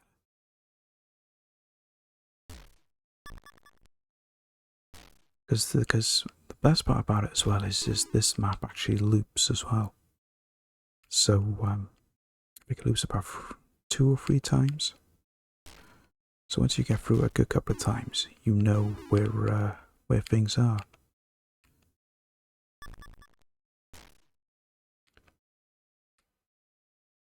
We're almost there. Then you just got to remember then, or just be careful, because they will reach a point where the map will change and you need to stay on the left hand side. Yeah, just by here. Just hold the left hand side. And there you go. So now we've got a little puzzle game. So you got that little blue square thing on the bottom, which is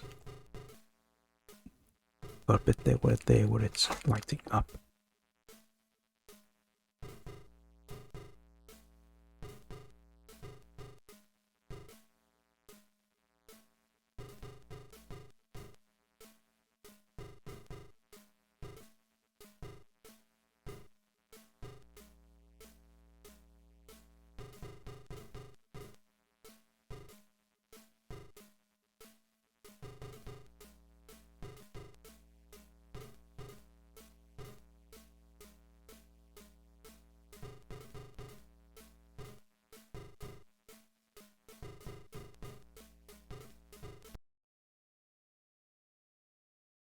That done, and of course if we get 100% you get all your energy back, which is an added bonus.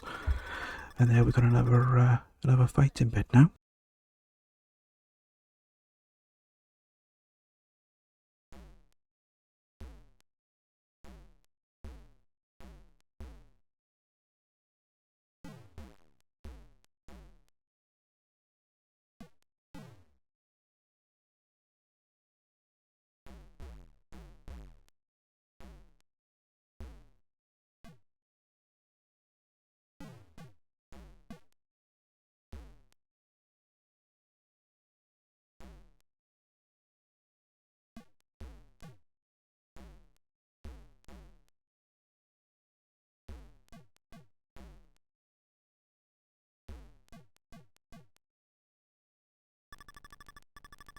go. Now we've got our nice little slide puzzle now.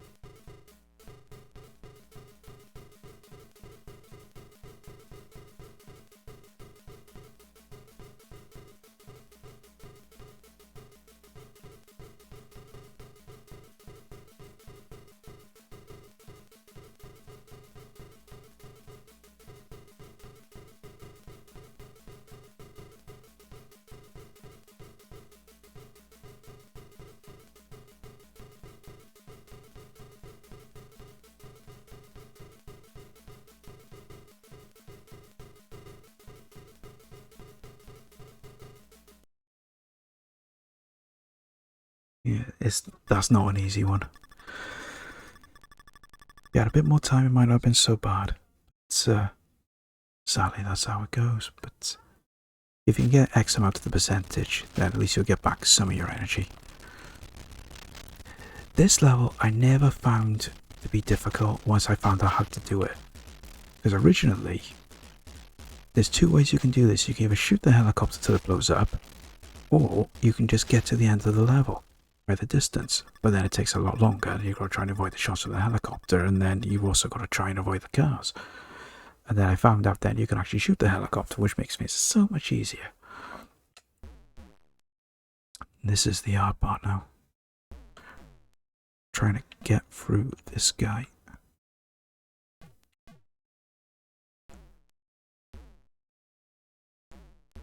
Because you've got to take so many hits just and he keeps backing up then.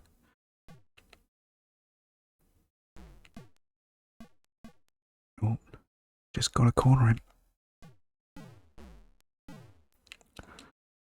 This is going to be tight. There we go. Right in the corner. There we go. And that's that. If you can just make out the pig, that is the T-1000 exploding. Kind of. You can see his head at the top there. And that is Terminator 2 done. As I said, not a very long game. And there was some levels that were taken out of the 8-bit versions, because I only found that out after I watched a playthrough of the Amiga version. There's another section where you're walking through as the T-1000. You got to get to the van, so it's around the time where you're at Cyberdyne in the film. Of course, you can't shoot any of the guards or anything, so you got to shoot them in the legs. Where's the rest of the game for? I know, Dazza. That's just my point.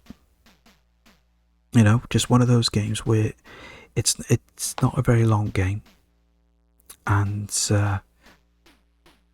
just a little bit thing with trying to get through the levels. But as I said, it's shorter compared to the Amiga version.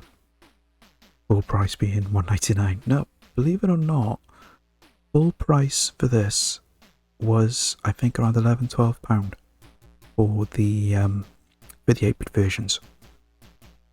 And I remember that because I actually bought this full price, which kind of made a mistake, but I didn't know that at the time. I just thought, yes, Terminator 2, let's go, and then got a bit let down then.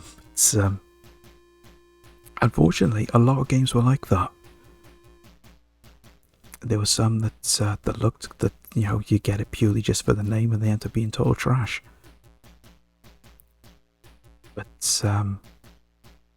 I wouldn't say that this was trash. It's just one of those games that just sadly wasn't very long, and you know, you got some type of enjoyment out of it. And I think in some cases you could probably finish the game quicker than how long it actually took to load. But unfortunately, that's how it was for a lot of these games. So, what was that? Oh, bear with me a sec.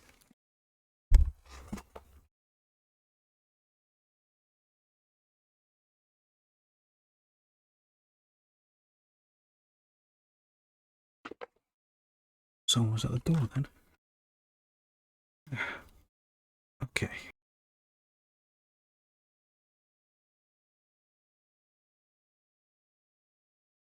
Okay, so that's another one done. So let's go back to the wheel and see what we can do next. The wheel of misfortune. It's a wheel of misfortune. Oh. Okay, let's give it a spin.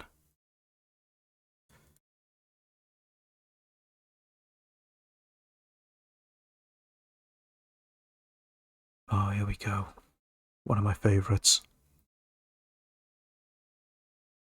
And also one of the tough ones. But I say one of the tough ones because I very rarely finish this. But before I get the loading started, I'll tell you just a little bit of a background of it. I think the developers of this game were fans of the Aliens film. And I'll tell you for why, because when you look at the high score, all the entries in the high score are references to the film, and there's also a little Easter egg in the game.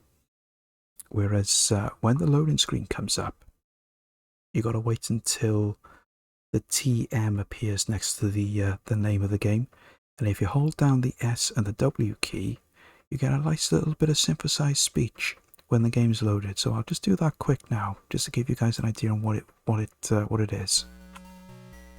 Okay, maybe not. Got to be a bit quicker.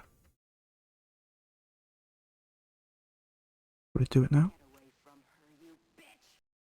There you go. Did you hear that?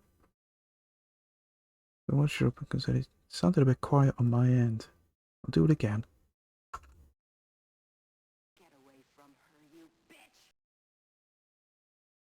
No, it is a bit quiet. Let me just rank up the volume. Get away from her, you bitch! Do you hear that? Just a little bit of synthesized speech that they took out from the film. I mean, it's nothing special, but it's a nice little added feature. Now I just got to try and remember how to get off this. Get away from her, you bitch! So I can't remember how to get off it. There we go. And it's basically exactly the same premise from the game Silkworm. Even though for some reason they called it Silkworm 4, I found a bit odd. I mean, was there more Silkworm games? I didn't think there was. I thought there was Silkworm and then there was this. But we'll carry on with this. Let's get through this little loading bit. Here we go. But it's one of the probably one of the most addictive games for me that I've always come back to. I mean, when I first heard about it, I wasn't so sure, and then Crash Magazine released a demo on one of their cover tapes one month. So then I just went and played the demo, and I couldn't put it down. I was just 100% hooked, so the first chance I got to get my hands on this, I got my hands on it. It is such a great game. I've played so many different versions. Because I've played this version, I've played the Commodore 64, the Amiga, even the one that got released for the SNES and the Mega Drive, which maybe aren't as good, but they got that little thing about them that I always enjoyed.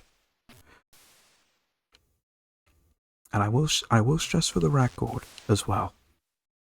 And this is the one thing that I always find which is going to be a challenge for me.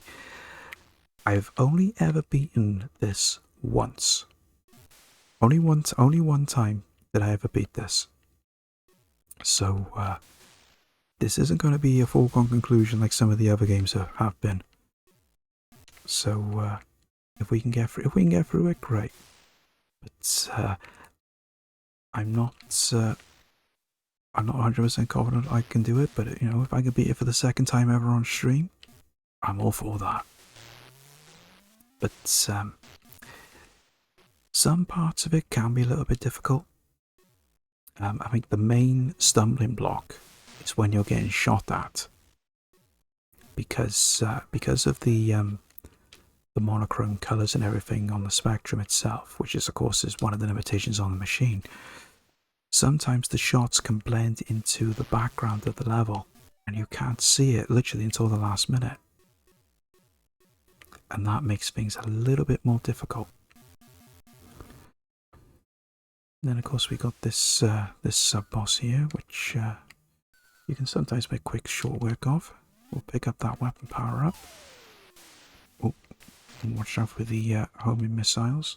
And just need to quickly hit pause now, guys. We got ads starting up again now, so I'll put you on a quick BRB, and we'll carry on with this when the ads are done.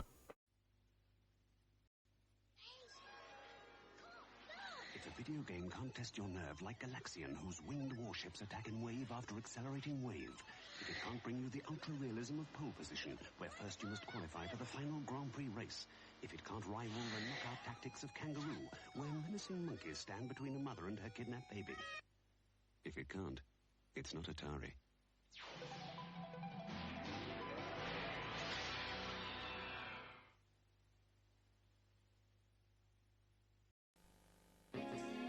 My very latest cut! If you don't want to hear your buns go crack, if you don't want a frazzling galactic flat, if you want to stop the lemmings on the suicide run, or Blitz T2 with his menacing gun. If you're going to beat 6 menacing games, you need a lot more power in those brains. If you want to be a Sega nut, get a Cybo 2-stroke nut! To be this good, take Sega, boy! Hello, citizens of Europe. As spokesperson for SAPS, the Society Against PlayStation, I'd like to talk to you about a menace threatening humanity. It's happening right here, in our very homes, and corrupting the lives of our loved ones. Yes, friends, I'm talking about this. It may look like a harmless bagel toaster, but inside is a deadly donut. How do you know PlayStation is not a normal game system? It carries these telltale signs. Scientists say its effects are mind-boggling.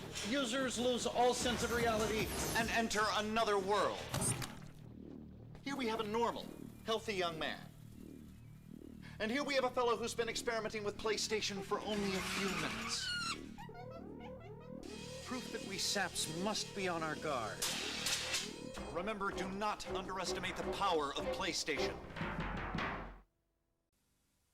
Now comes the ultimate challenge from Nintendo. The challenge of stopping World War III and becoming Top Gun. The challenge of Hogan's Alley, where survival depends on a steady hand.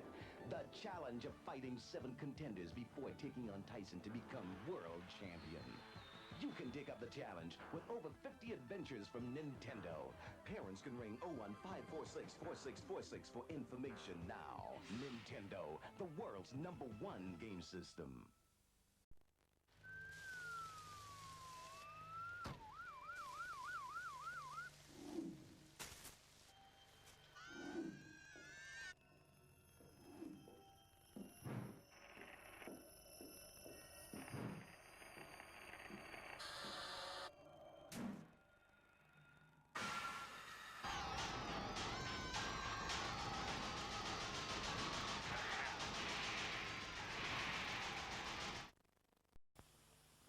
Stay calm. Concentrate on the screen. Street Fighter 2 is on Super Nintendo. From the arcades, the ultimate combat game. Super Nintendo with Street Fighter 2. It's unbeatable. Some days, you're just on form. You take Sonic to level 6. You crack every... Welcome back, guys. Apologies again for the ads. But we know what Twitch is like when it comes to the ads. Even though I know at some point someone's going to turn around and say, "Stop apologising." It's like, yeah, I know, I can't help it. It's my nature. Right, let's get back to this. Oh, hang on. We're going to... Ah, there we go. So we've got a bit of an upgrade on our firepower now, so we know we got...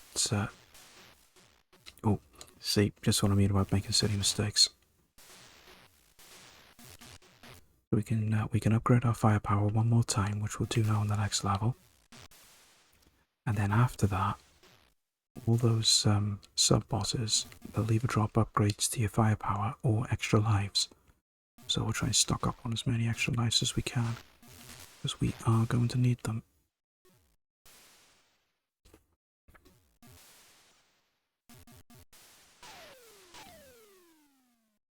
These homing missiles are an absolute nightmare. The only way to get rid of them is to lure them off screen.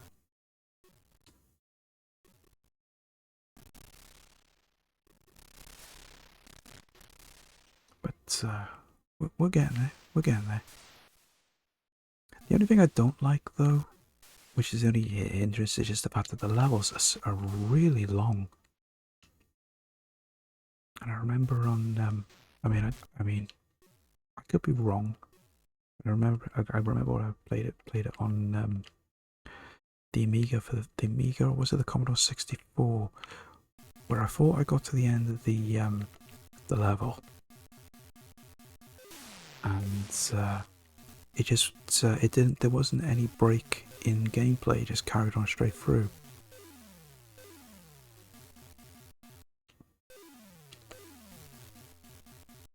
Watch out for those shots. Because I am hitting it, because it's making the hit noise, which is good.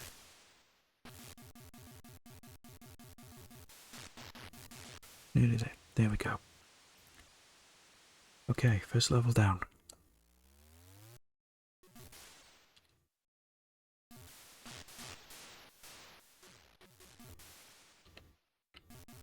This level is a bit unique compared to the rest of the game, because if you were controlling the Jeep, you get to a section a little bit further on where you transfer from a Jeep to a boat,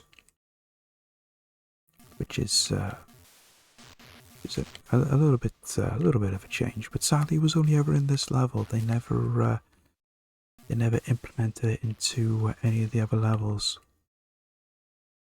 It would have been nice to have seen if, instead of going from a boat to maybe another different type of ground vehicle, maybe a bike or something like that, or even maybe even a hovercraft or something along those lines. But it was a little added feature, I suppose. Just coming up to it, coming up to that changeover point now. See, there's the boat. And even though you're not on the Jeep and everything, you can still shoot it, which I find a bit different. And I don't know how that would work if you were playing a two-player game with this, but it's one of them things, I suppose. The other thing I always thought that was lacking, though, was game music. I mean, I know there would have been a limitation on the Spectrum itself to actually implement game music. It's, there was never any game music on any of the other versions, except for obviously the SNES and the Mega Drive. It's I think the difference was, though, on the Amiga version, they implemented more sound to make up for the lack of music. Right, get that. And that's our firepower fully upgraded, so now we've got 3-way shot. So now all we need to do is just focus on getting lives whenever we encounter those sub-bosses.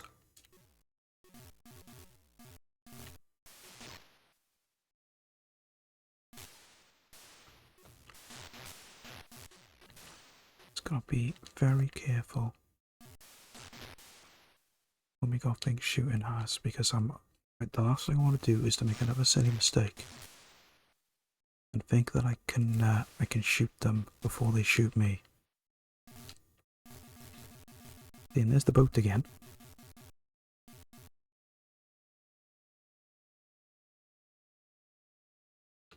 We just gotta watch out now for these little cans that appear from out of the ground, because they will shoot off those homing missiles if we're not quick. And there's also the tanks, which can be a little tricky sometimes if you can't get a thing. Oh, it's just in the. Oh, now we turn this turret. You know we turn the turret to shoot at you regardless where you are.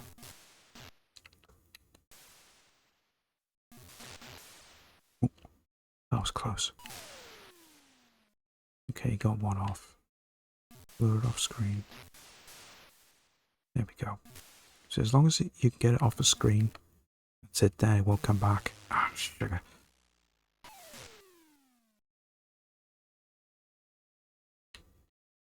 It's always best just to stay at the bottom of the screen, and it'll eventually come down.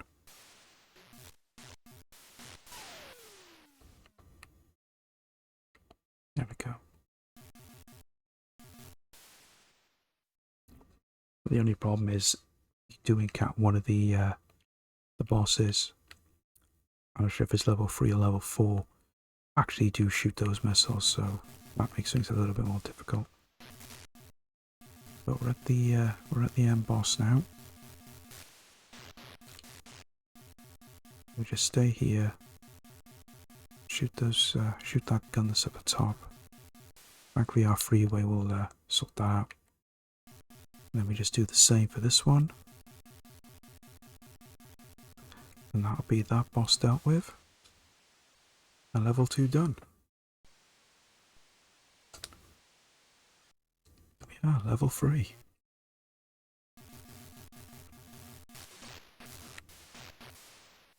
So I suppose I would say so far so good, but I did lose 2 lives that I really shouldn't have.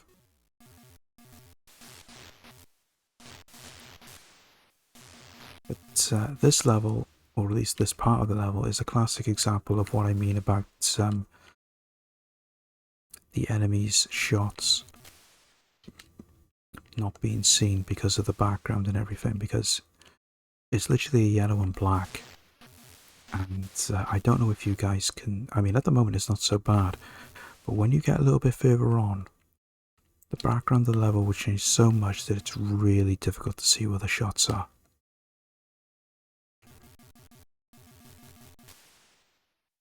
I mean, just coming through this section isn't so bad, but the scenery eventually changes into like a rocky terrain, and with the way that the design of it is done, just makes things so much more difficult to actually see where the shots are.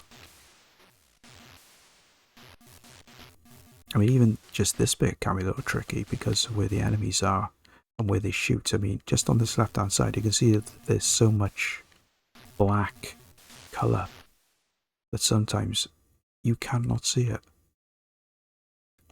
See, this is where it gets tricky. It's changed into this like rocky terrain part now, and it's just a little awkward. Right, let's leave that for now. Just grab it. There we go. And you can see my shots okay. Like those couple that are right there, but if you're not paying attention, you won't see them until the last minute. That just makes things so much more trickier.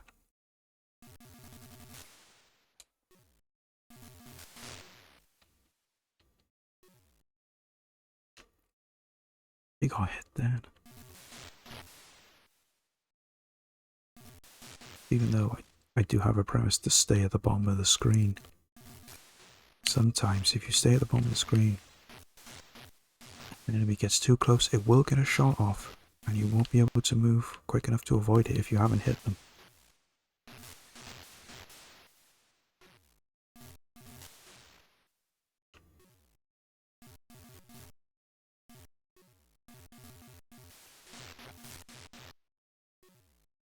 Yeah, this is a tricky bit now because we'll never get the tank. Then we're just a bit stuck then in one spot. Thankfully though we were okay.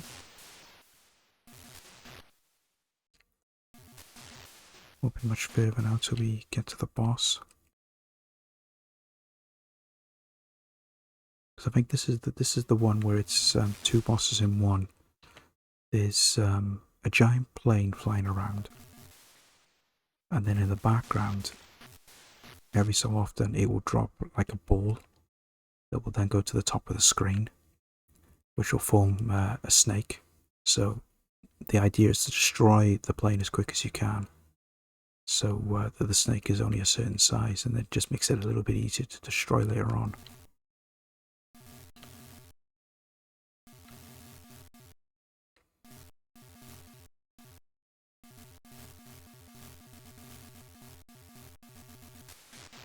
There we go. And of course then this snake type thing shoots off those same type of missiles. There's a question of trying to stay at the point. Oh. Did I get him first, or did he get me first? I don't think we lost a life there, so I think we just managed to get away with that.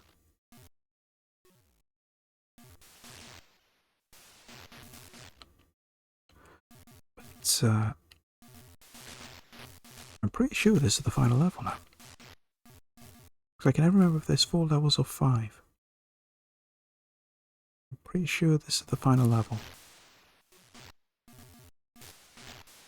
But this is another tricky one.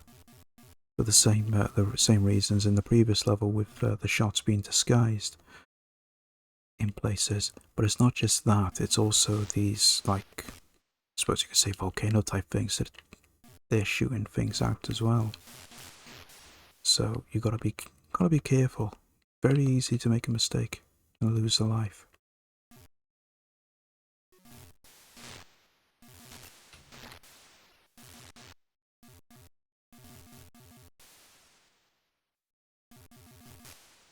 Okay. The sub-boss now.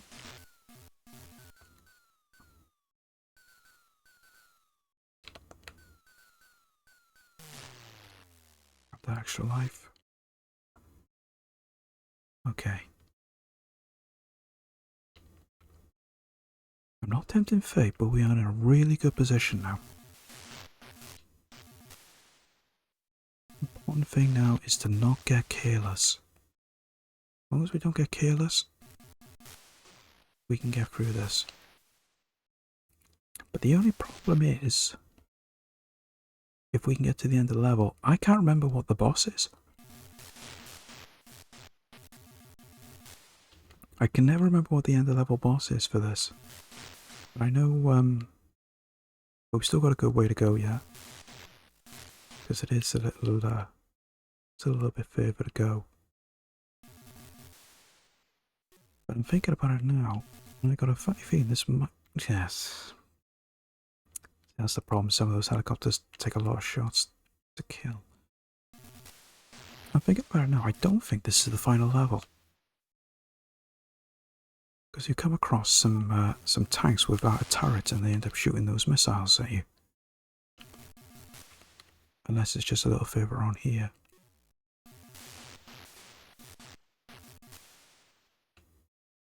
Because I know they were in the final level, but I can never remember if it was here or not.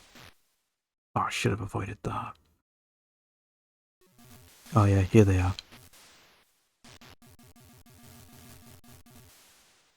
Oh no, it's not, they shoot the missiles, they shoot these little things that shoot you.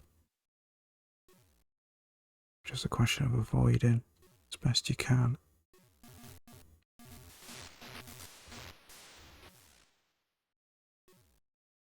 Just gotta stay clear of the enemies. You know, it's not a question of having to shoot them all. If you're safe to shoot them, but if you can't, then just avoid them. But we've got 4 lives now. 4 lives. Let's try not to lose any more now. Right, so we've got another one of these things. See? I thought I had more time then. Right, just avoid. Just avoid. Just avoid. One yet. Take the tank.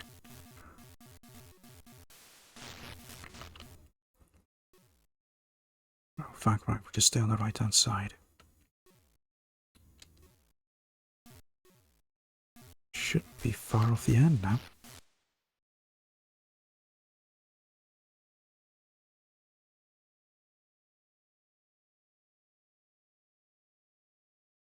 Should be roughly around here.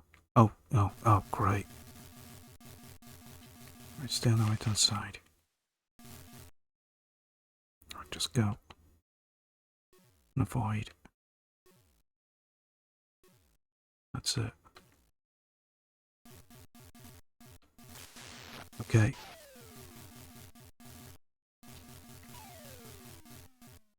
Watch out for these missiles.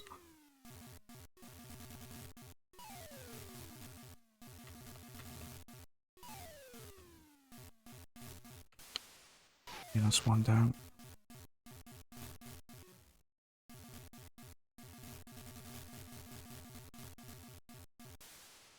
That's 2 down. 1 more to go. And that is it. Ah. There we go. Swiv is done. Only the second time I've ever beaten that. Oh, that feels so good. One of those bogey games I always seem to get so far, but I can never quite get it. And then what do? I get it. Ah, fantastic. I'm happy with that. More than happy with that.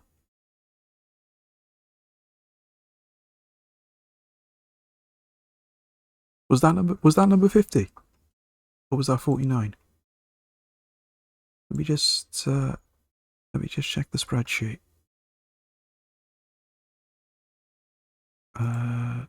Yeah, so we just done so. Turbo outrun.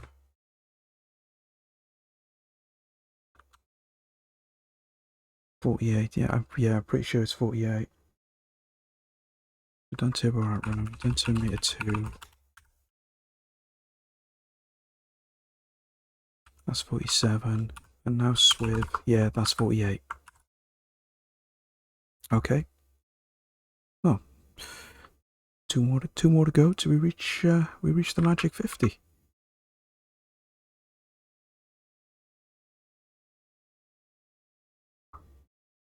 Fantastic.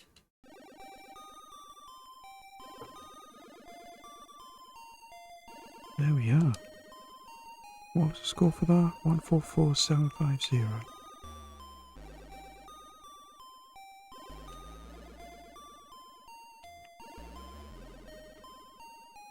Now I'll put a little copyright on the end of the name. It's for added bonus. But there we are. So that's Swift done. So I'm more than happy I've been able to beat that at long last. That's only been, wow, I'm not even going to say how many years since I beat it the last time. Here's hoping it doesn't take as long again the next time. Okay, so let's see what we're going to do next. Let's go back to the wheel. The wheel of misfortune.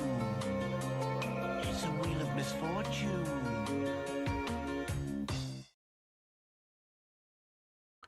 Okay, let's give it a spin.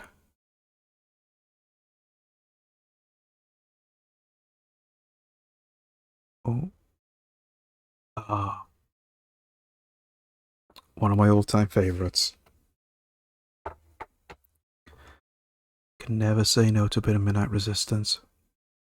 Probably the one game that I've played the most on the Spectrum after the Dizzy games. Probably one of the best.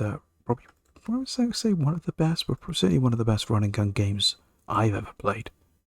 And that's I'm including Metal Slug in that in those comparisons. But this is always one that I've always enjoyed. Why did I do that again? One of the best looking, yes. Especially the arcade version. Spectrum version, it is a little fiddly. Only because it does suffer from large sprite syndrome. However, even though it does have large sprites, it does not take anything away from the gameplay, which is the one thing I do enjoy. And the ever added thing as well, the music is just brilliant.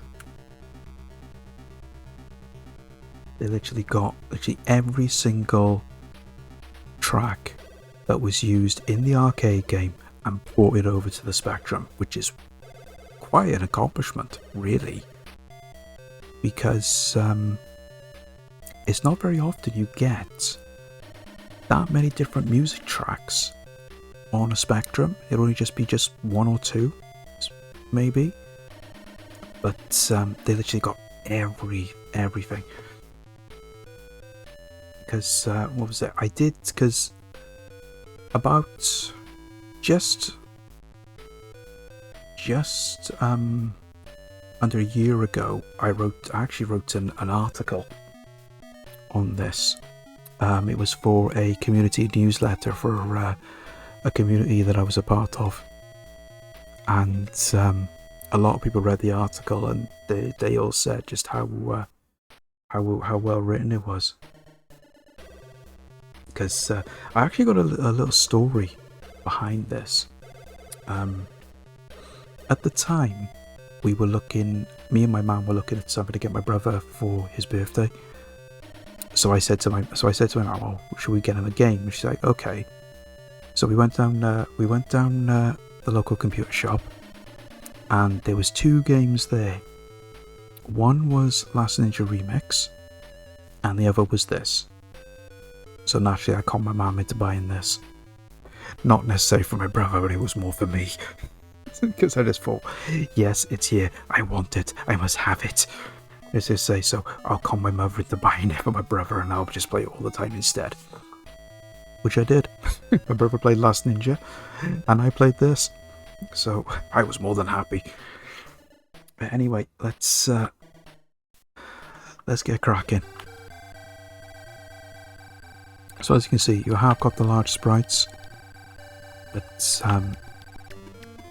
it doesn't take... Oh, timed that wrong. Doesn't take anything away from the gameplay, I find. So let's just get up on here. The Jeep can kill the bad guys. We'll get the keys, and we'll just kill the ones that are jumping behind us.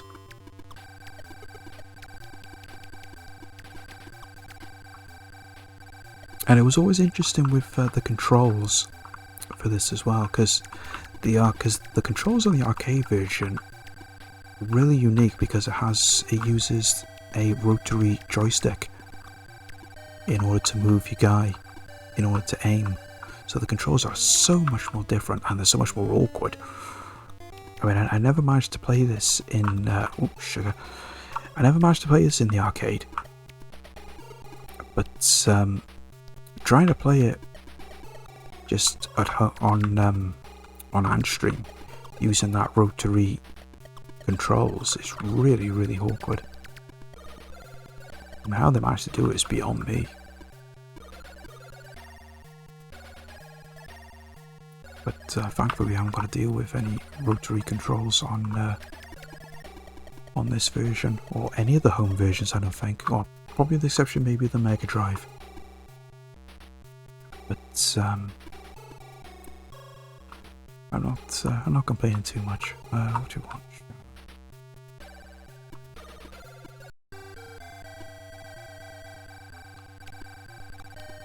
This is where it gets a bit crazy though, is when you start getting certain weapons, because was this saying about large sprites, but look at the shots that you're shooting compared to the enemy ones. It's absolutely humongous, and there's not really a need for it, but for some reason that was what they put into the game, which was just, it was a bit odd looking, I thought, but sugar. I'm losing way too many lives here.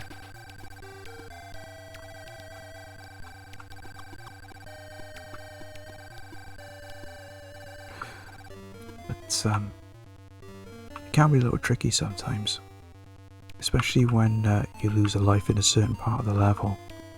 Because obviously, when you lose a life, you drop everything you were holding. So that's keys, weapons, everything. And if oh sugar, if you're in a wrong spot, you can lose everything. Is basically what we just, well, not quite what we've done here. But we were able to get them back. But there are some sections where you can lose them and you can't get them back. And if you need them for certain bosses, then you're a little bit stuck.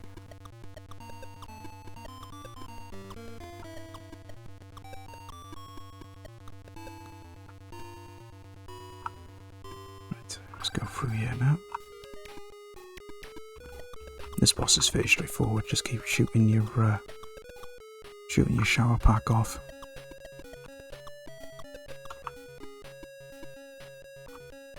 A lot easier than just trying to shoot it, but that's a different thing as well, because I know on other versions you would have to get underneath the boss and then shoot it from below as well, but the fact we haven't got to do that on this version. So we want yeah, I'll get the extra life, and we get the bullets so we get a bit more gun ammo.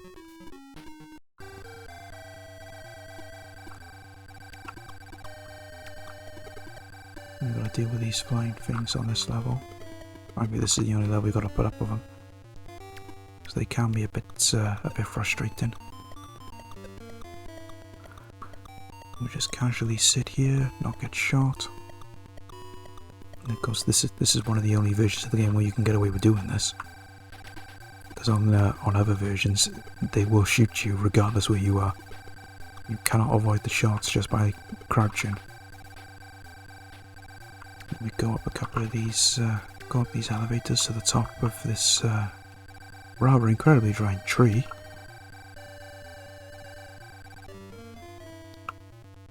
It's just a question of using our secondary weapon to take out the flying things. You've got to be really quick on how to do it, because sometimes, like there, they can get a shot off.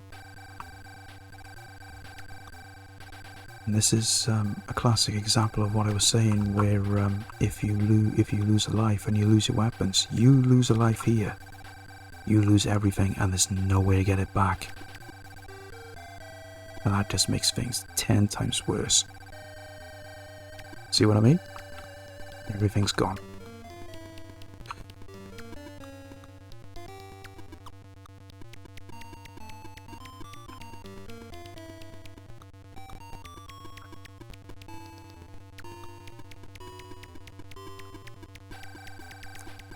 We're at the top now anyway. No, this is where we're gonna die, because I'm not gonna get past this.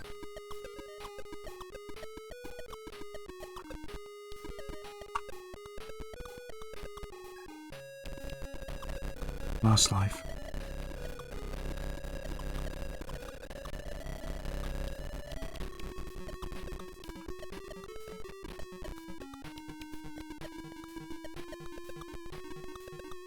I might get past this bit, but I'm not going to get past the other bit. Oh, there we go.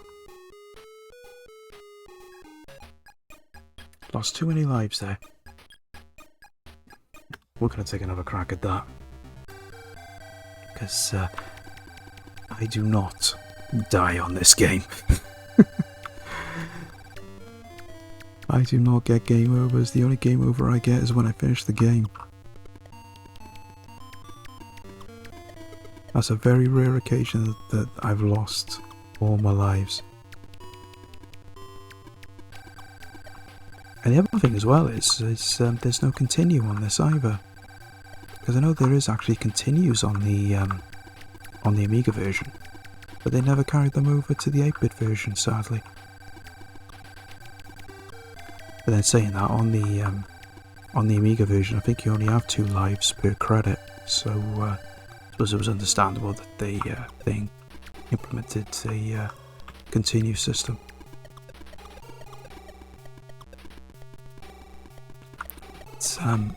At some point, I am going to go back to the arcade version of this, because I'd love to have another go and try and beat this. But it's just trying to get used to the controls. That's the awkward part.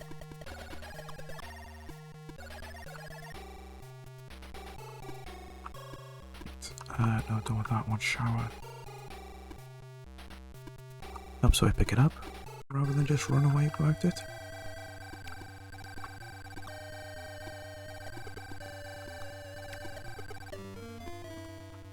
But I was close enough to them. Right, just get through this sub-boss. There we go.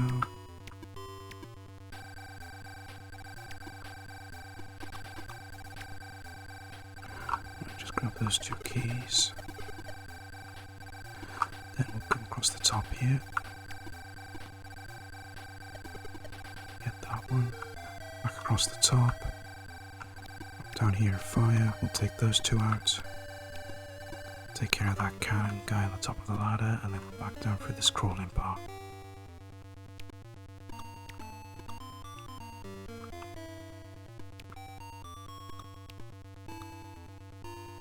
Wait for another one. This is a really good place as well to actually farm points if you were ever looking for a high score, because these crawling enemies keep respawning all the time. You'd rack up a real good score if you wanted to.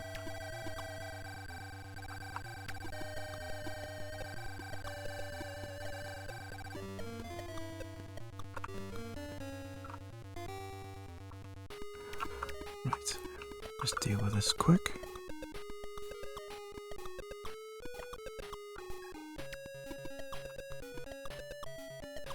There we go.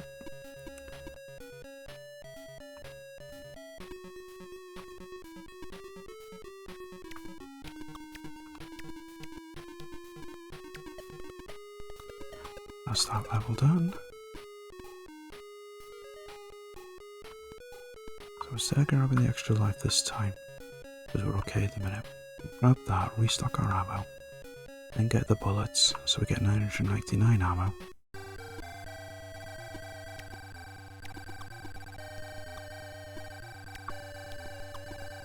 And we'll just carry on through to here, and then we get on that giant elevator again.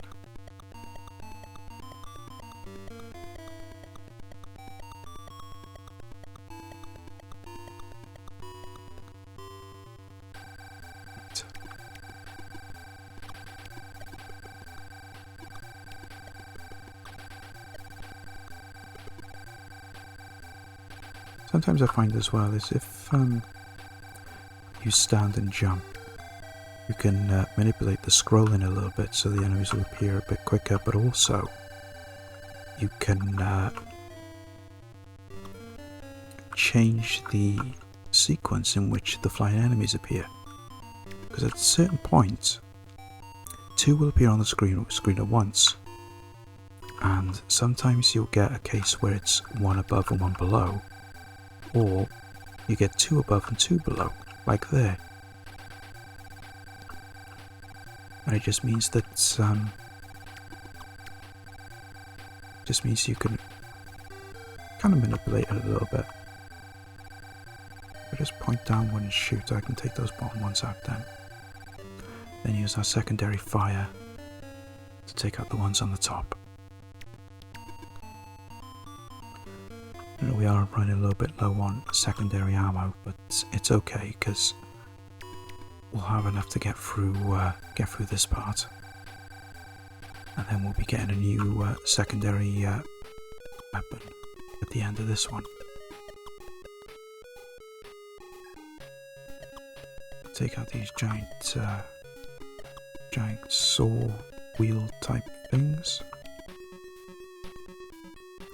We just got to get in the right spot. This is one of the things I was on about. Say if you lose a weapon, because having freeway is so much easier. You can just stand in the right place, point straight up, and shoot. And you can easily take care of this boss.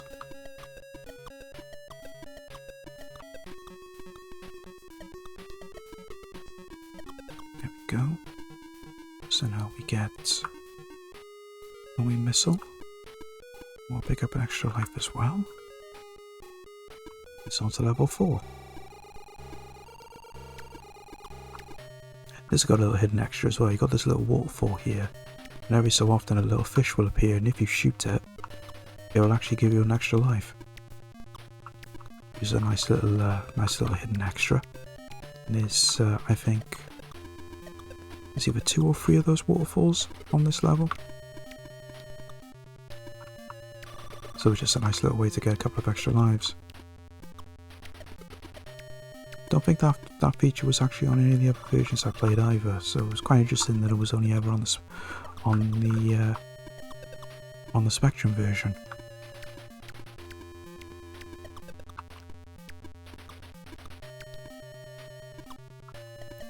Go. Now we've got to deal with all these flying planes. Best thing to do is just literally just run from left to right. Hold up and fire, so you'll shoot both your primary and your secondary weapon at the same time. One left. There we go, and that's that dealt with. I want S charge. It's supposed to be a power-up, it powers up your weapons and everything, but I don't think it makes any difference at all on this version. It does on the arcade version, and I think maybe the Amiga, but Spectrum version, not so much. Right, another sub-boss. This one's straightforward, just basically crouch and shoot. They just got this little tedious bit of having to shoot through these barriers. And you just do that by just shooting the green bits on the top and the bottom.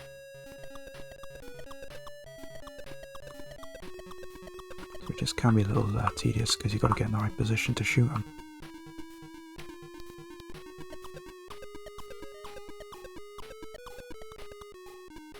Go.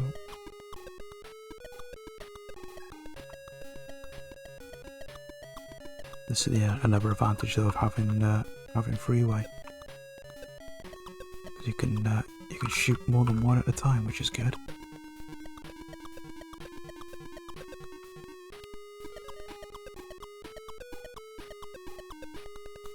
There we go. Now we just work our way down. Should have already shot him. But he's not there now when we go back up. Anyway, let's deal with this boss. And it's just exactly the same. You shoot the barriers first, and then you can shoot the flashing yellow man as he's going up and down. You can just stay down here and shoot all the barriers.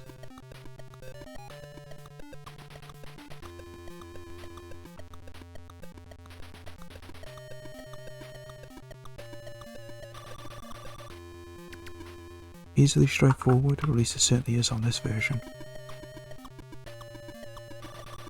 I suppose you could say in a lot of ways as well that this is the easiest version to play. So if you actually want to try and beat the game, this is probably the easiest version to play it on. Because I know the Commodore 64 version is very more similar to the arcade in terms of difficulty. Because the weapons are different on this version compared to the arcade. Because the shower weapon that I used, that's entirely different on the arcade version. Oh good, it's gone. That's worse thing to worry about. Last thing I want to do is get hit by that. There'll be another one up here, so we'll just keep shooting and then deal with him. Now, no. Oh, I won't bother with the extra life because we've got plenty of lives. I'll just get the bullets just to top that up. And we'll get the barrier as well, just to use up the rest of our keys. The barrier doesn't really do a lot as such. It will take out any of the conventional enemies that are nearby, but that's about it. Oh, forgot about that.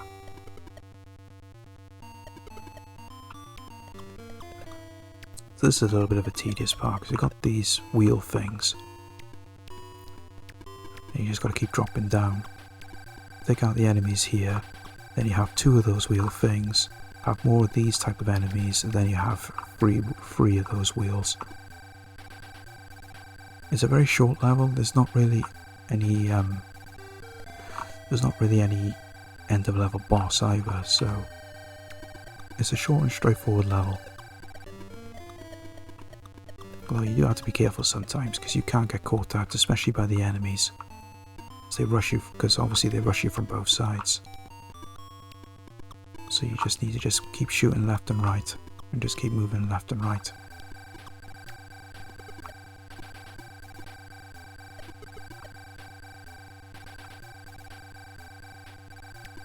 But we're almost there.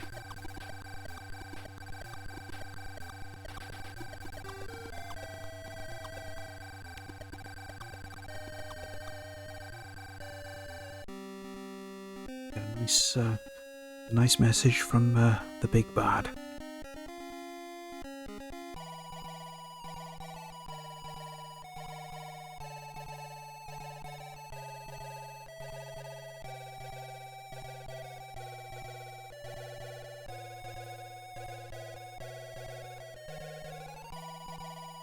Sadly, you can't skip this. You just got to sit here and just watch it. But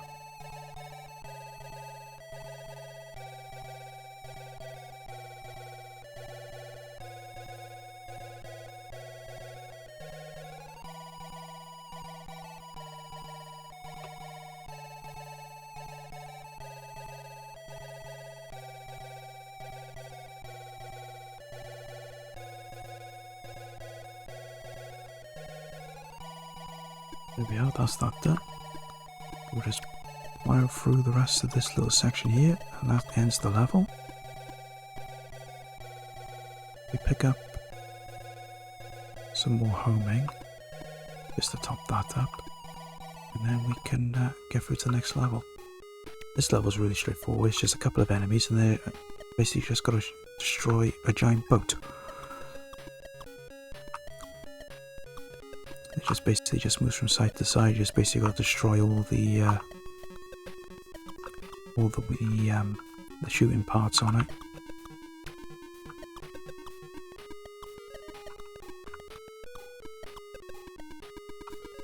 And that's it. Done that in record time. I don't normally do it that quick.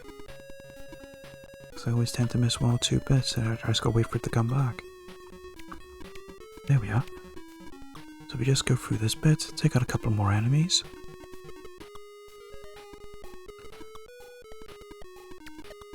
And then we're at the end of the level. So we'll just get the one up.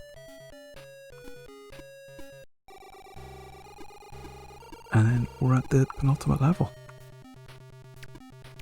So this is one bit that can always try to catch you out. You've got to climb the ladder and shoot the enemies, but you've got to watch out for the ones that appear from underneath you, because they can catch you out.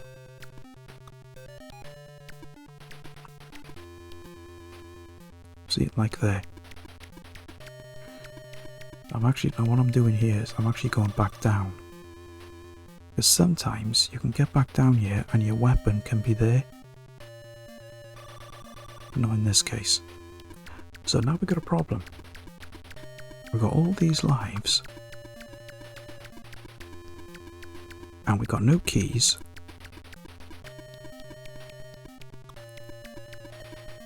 We got 2. But now we got to try and deal with this guy.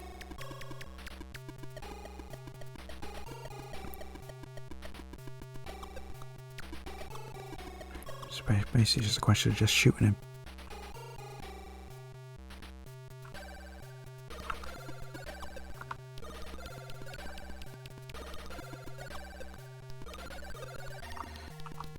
Thankfully, that's his movement pattern. So, if you know his movement pattern, it's very straightforward. But I'm just annoyed now because we lost all our weapons.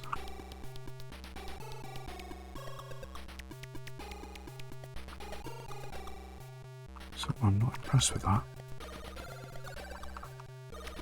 So we'll get through this. But I don't know if I'll actually beat the game. I was lucky. Because when you get to the next room where you would get your weapons from, it's not weapons as such, it's actually members of the family that you're rescuing. And you don't know what weapon you gotta get. Now instead of 2 keys, we only got 1. Right.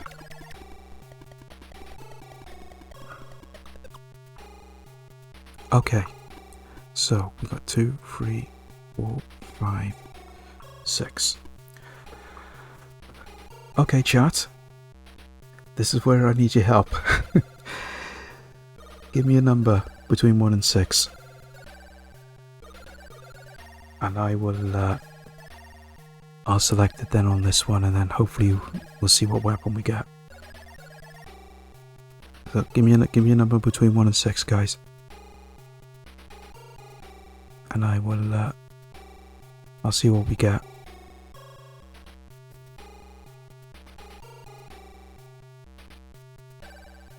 Four. Okay.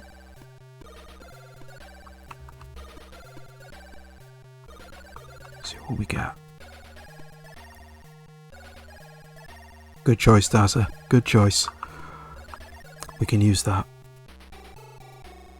No help. No help. No help, Scots Queen. Rude. Hello. Good to see you, though. Hope you're having a good weekend. So here we are, final level.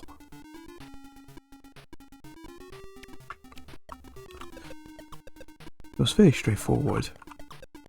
Providing you got enough lives and you got the right weapons. It's basically got to shoot these, what can only be described as giant faces. And just move on through. It's a very short level. It's good, really, considering our circumstances.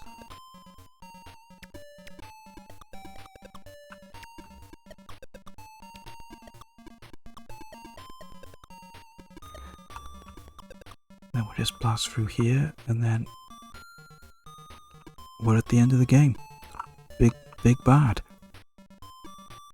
Just quickly run to the back of the screen and shoot the worms that he is spewing out at us.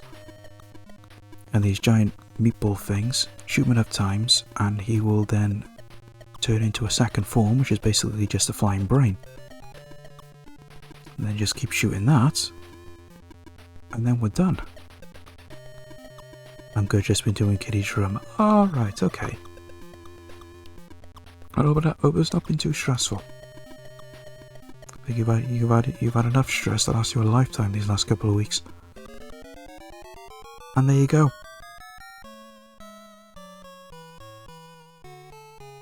And those little flying things are the families that you could have rescued if we had enough keys. But we rescued 1. So It's not the best ending, but the only difference is just by it shows how many that are displayed there on this little end pick, and then it just says afterwards, then you save one of your relatives. But there we go. Midnight Resistance done. Again, it's not the best ending, but it doesn't make any difference really. There's no difference as such, just apart from that little end sequence.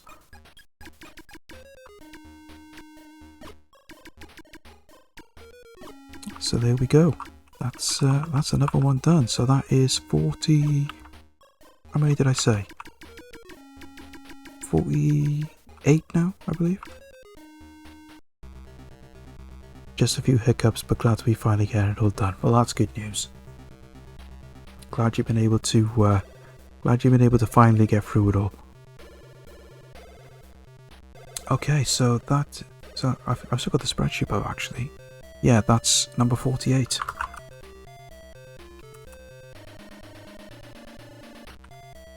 So we are plowing through right now. Which I'm more than happy about. So that's oh, hang on, it's not 4. No, it's not 48, it's 49. So we are one away from the big 50.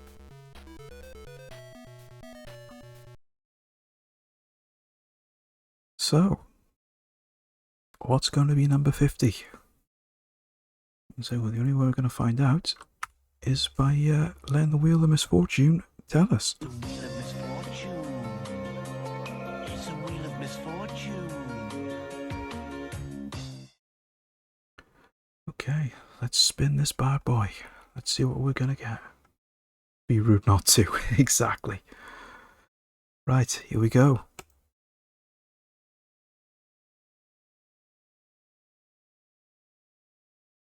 Oh. Okay. Okay. It's not the best game in the world, but I've always loved it because I'm a casual wrestling fan, so what are you going to do? So, WrestleMania. One of the fabled joystick killers. Because for anyone that knows anything about 8-bit gaming, you always have one or two of those games where you got to waggle the joystick from left to right very, very quickly, and it will break your joystick sooner or later. And this is one of those games. But thankfully, we don't need to do that, because instead of a joystick, we're using keys. So I like our keyboard instead. But I never, because that was the one thing. I never used a joystick a lot when I played on my OG Spectrum. I never liked the joystick I had, and I could never get comfortable with any joysticks, so I always used keyboard. And with these types of games, surprisingly, I always do quite well with keyboard, considering it's a lot iffier.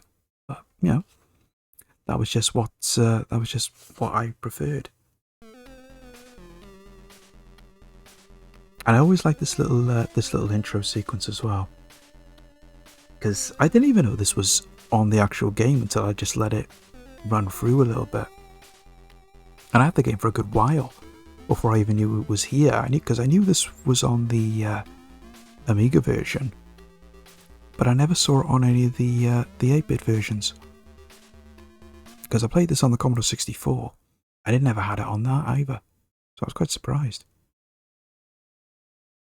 Always use keys if I could. Yeah, I was exactly the same, Daza. I always felt more comfortable, and I always felt I had more control using keyboard than what I did with joystick. I don't know what it was. I mean, I always tried to use joystick as much as I could, but I could just never get to grips with it. I never could. And then when I got my hands on my first console, when I got my hands on the Master System, I was able to use the Master System controller with the Spectrum, and I actually preferred doing that than what I do with a joystick, which was, well, weird. Yep, we were the original keyboard warriors. And we loved it. So let's get out of that and let's get through.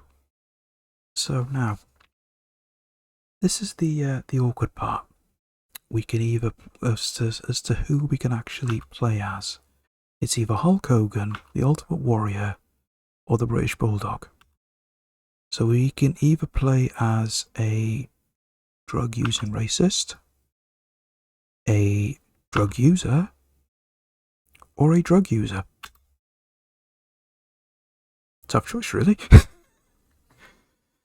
Oh dear, well, just because he's a local boy, I think we're going to have to go for the British Bulldog. So we'll just get the controls set up.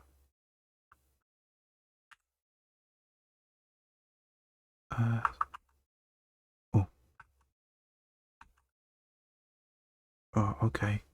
Why has that not worked?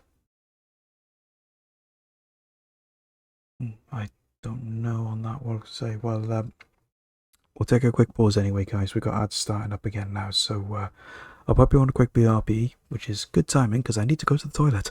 So I will see you back here in a couple of minutes. Hey, you.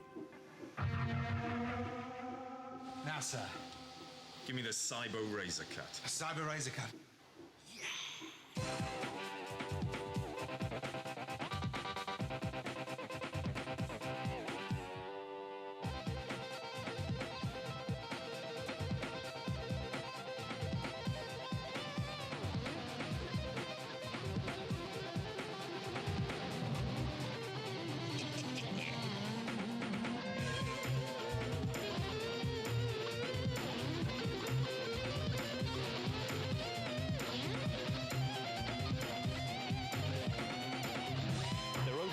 Mega Drive games.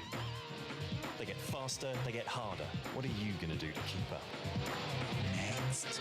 Give me the works. To be this good takes sacrifice.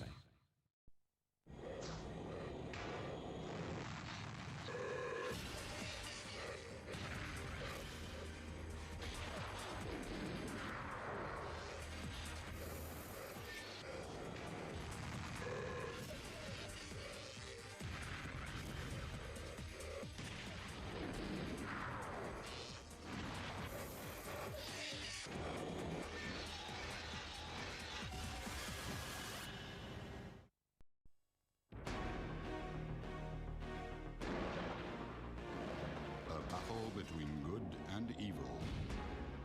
A bitter war of love and hate. Final Fantasy VII is the biggest-selling game ever on PlayStation. Over 100 hours of the most compelling gameplay. This year's most anticipated release is Final Fantasy VII.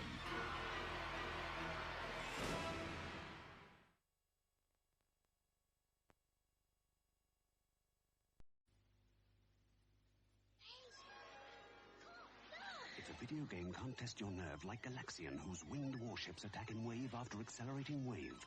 If it can't bring you the ultra-realism of pole position, where first you must qualify for the final Grand Prix race. If it can't rival the knockout tactics of Kangaroo, where menacing monkeys stand between a mother and her kidnapped baby. If it can't, it's not Atari.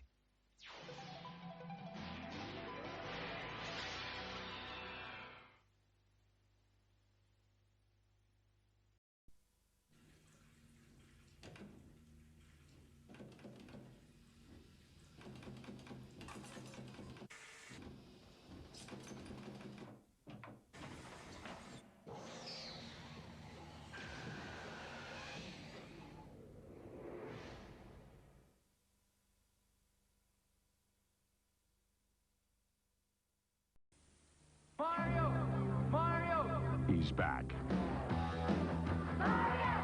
He's got even more powers. He faces even deadlier enemies. In his greatest adventure ever, he even takes to the sky. The world's been waiting, and now he's here. In and Super Mario Bros. 3. Only from Nintendo, the world's #1 game system. So let's do it.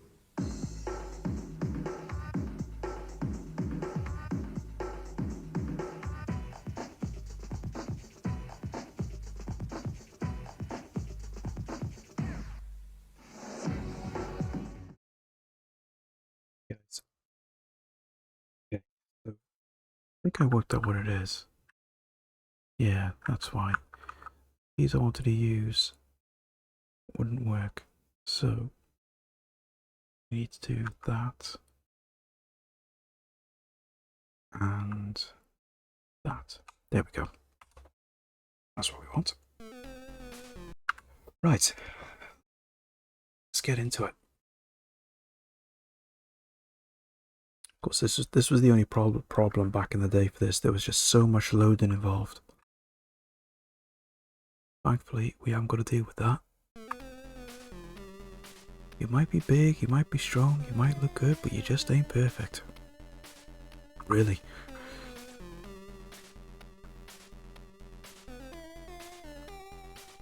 Then we get a chance to select or apply. I'm gonna eat you up. Sounds a bit dodgy. Here we are. I'm gonna defeat you. I'll do it for your mum. I'll do it for you, mum, and you, dad, and for all of Great Britain. It's a very cheesy response, but we'll go for that. They say nobody's perfect, but then they say the exception proves the rule. Okay, right. Let's get right into this. It's time to get it on.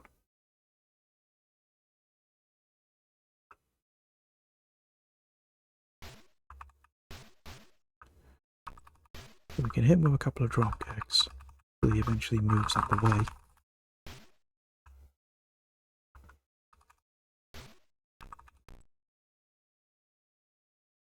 Oh.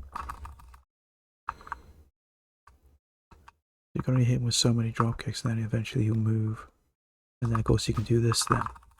You can just stay.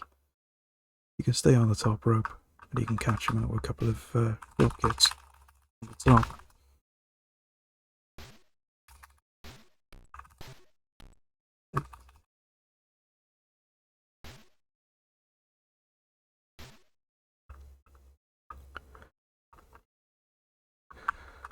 So you can do some running as well, and he will move out of the way, but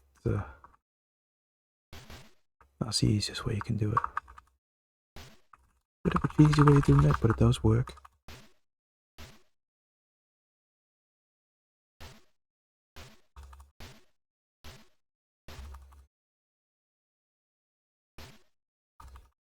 Because he will eventually win some ground. These are pretty good considering there's a good bit of energy doing this.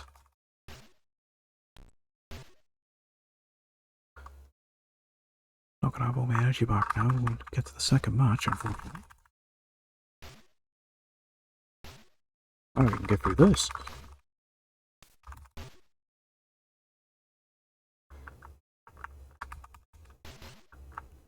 We'll have to be a bit more conservative now.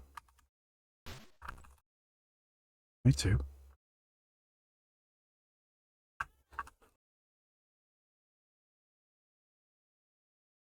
Just got to put a quick pause, guys. 2 seconds.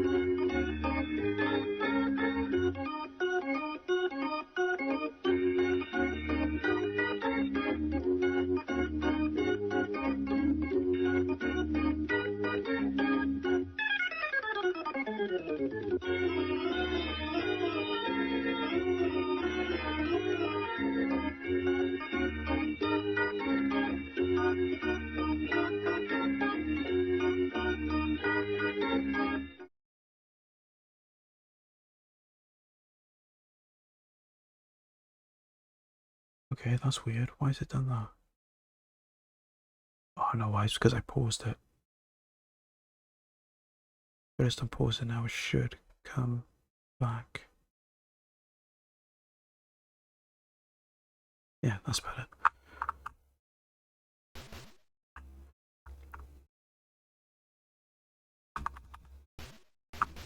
Ooh. Not good, not good, not good, not good.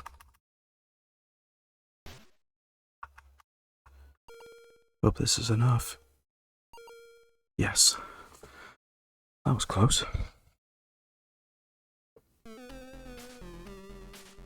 Lady Luck might have been on your side, but the Warlord will have your hide. You know, he's even rhyming.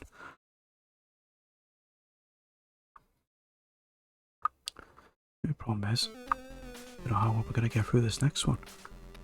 Desi has declared that you have a date with the Warlord and it will spend the end for you. I'm happy and Winston's happy. We're still undefeated in the WWF and guys like you cannot stop me. Okay?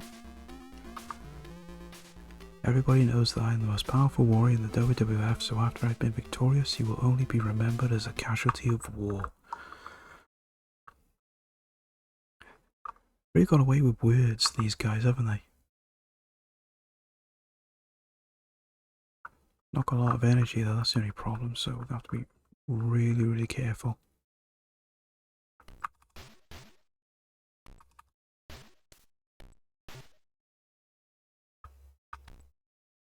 Okay, that was clever.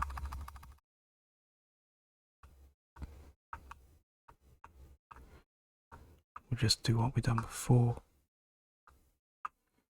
Let's go up to the top and hit him from here. It's a cheese, but it does work. Just wait for him to back up.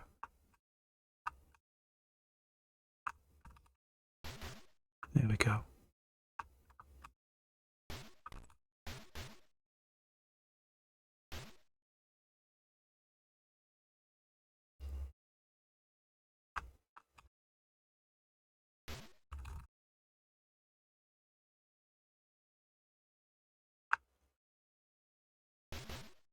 There we go.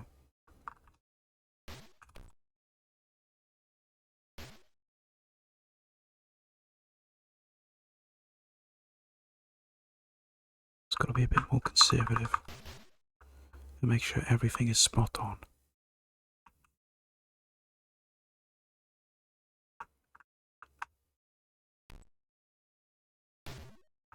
That's one way of doing it. Oh. We've had it. Oh. Okay, not quite.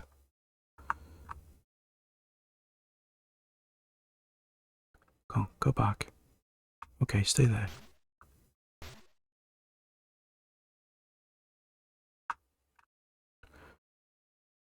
There you go.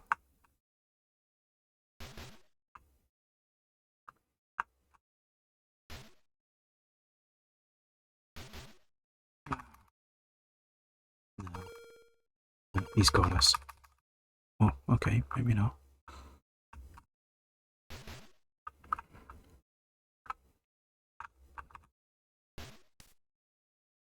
Yeah. Oh, okay. Not yet. Right. I don't want to do that. I want to get out of the ring.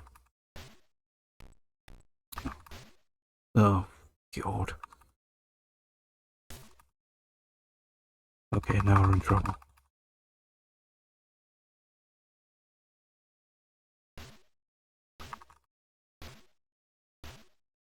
Count out here, I think.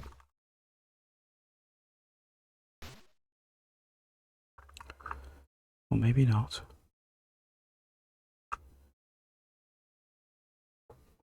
I don't think we won, did we? No. Yes, that's the problem. I won by count out, yeah, I still lost. Not good. Hey Natty, welcome in, good to see you. Nurse. Okay, I'll try that again. Welcome. That's better. I need to take that sound out, I really do. Hope you had a good day with the well, good afternoon or good day or whatever it was. Either way, hope you had a good day with Chris and Cardiff. Hope he didn't buy too much of the tea. And he did enjoy the Welsh cake as well, so I think that's another one we've converted. Oh, sugar.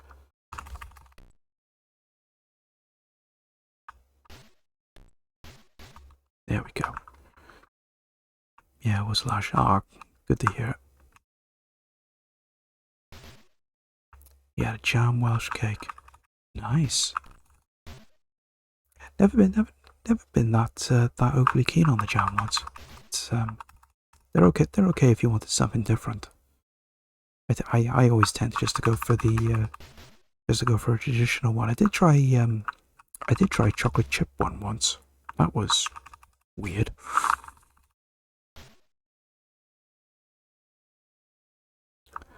Been a while since I've had a Welsh cake. Mind, I haven't really had any Welsh cake since St. David's Day. Classic Welsh cake is banging. Yeah, all Welsh cakes are. Yeah, couldn't agree more. You can't beat a good Welsh cake.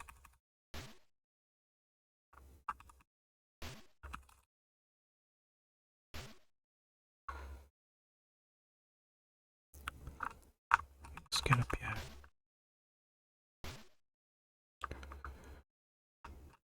Doing a bit better now, anyway. Oh, I'm not wrong. Get up there. Yeah, that didn't quite. Just let him go back.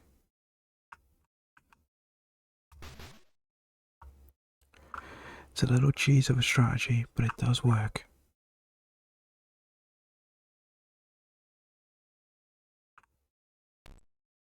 Okay. Almost there, anyway. Drop his, bring his edge down a little bit more once he stops moving around. There we go.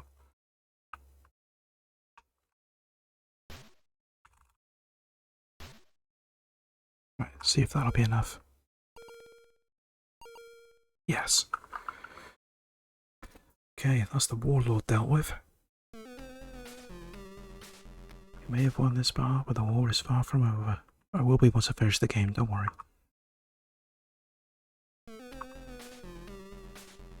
Everybody's got a price. Everybody's gonna pay, because the $1 million man always gets his way.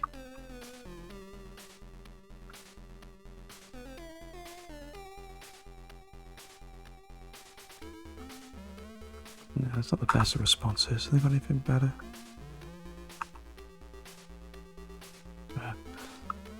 Both me and Winston know I'm the strongest in the WWF. You can keep your $1 million because I'm worth £1 million.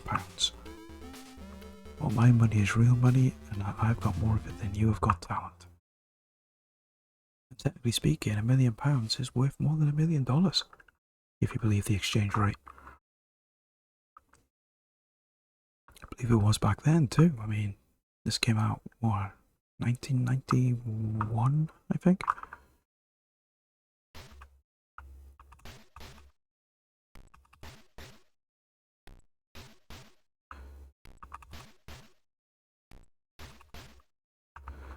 I mean, how does it? Well, a couple of drop kicks.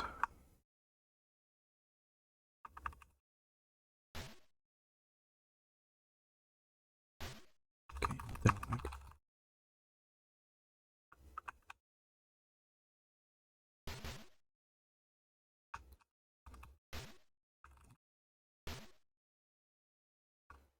We just do what we've done before. Again, it's not the best strategy in the world, but it does work.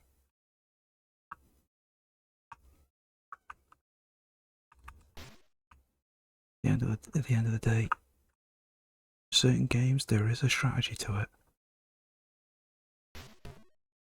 Some people may call it cheese, I call it a strategy.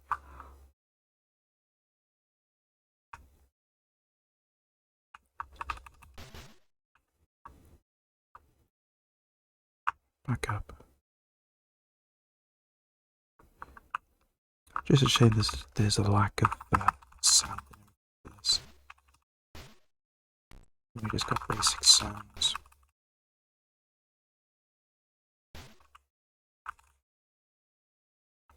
But the one thing I was always disappointed with was the Amiga version, and that's only because the Amiga version actually had a video that came with the game. Never got that on the other versions.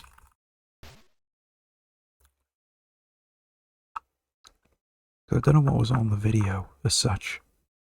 I think it was just a random video that just got bundled in with a couple of matches on. But I would have liked to have taken a look at it just to see what it was on there.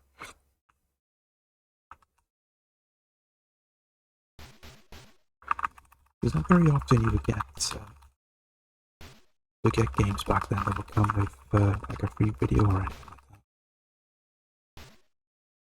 Because I know there was a version of the 3D construction kit that came with a instruction video on how to use it.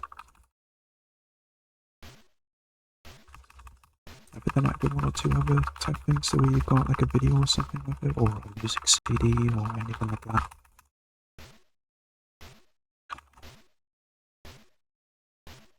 I'm getting killed. I think we've lost. Yeah. Could not be any of the grapples.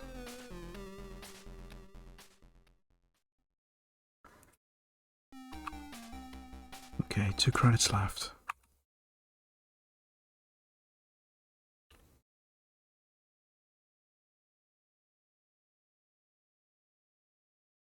We try again. We've still got two more guys after this to try and get through.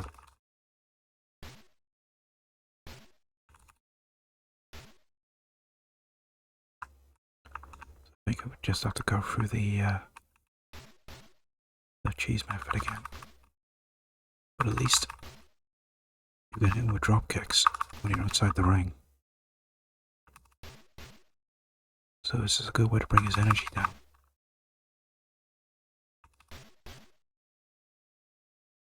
Just let him get back in now before the ring out.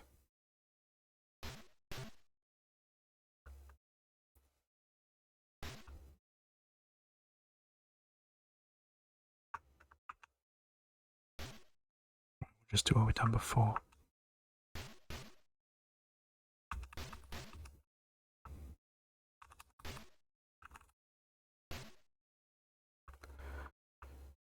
Just let him get back in. Hit him again. Didn't want to do that. Just wait for it again. Didn't get the timing right.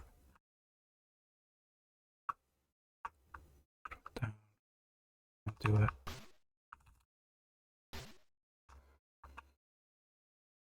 Just get out the ring. Just do it before.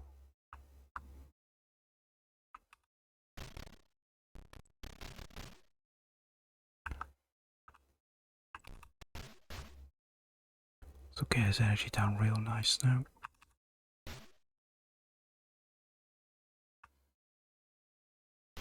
Oh, sugar. Yeah, I know I won my count out, but it doesn't count as a win on this.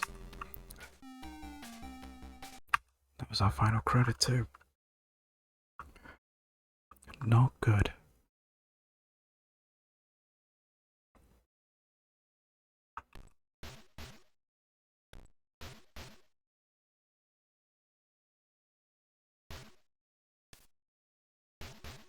Come on.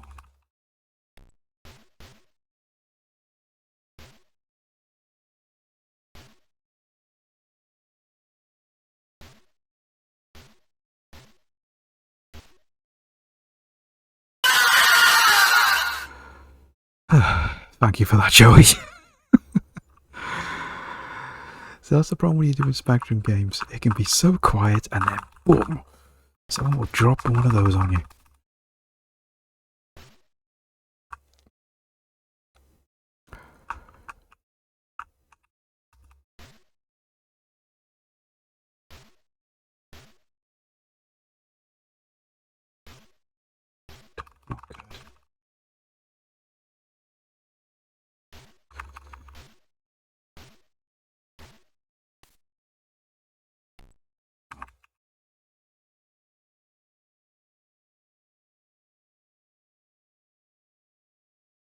Come on, go back. Go back. That's it. No, I said go back. Keep going back. Okay, never mind. Right. There we go. See, we've got my drop kicks.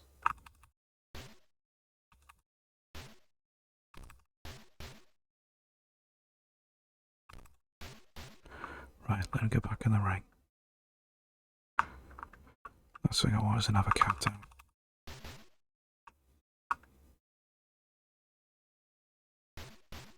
There we go.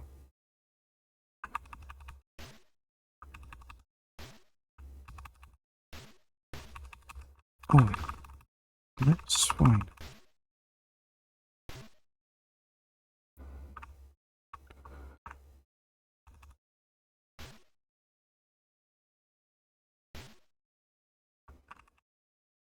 No. Get in here.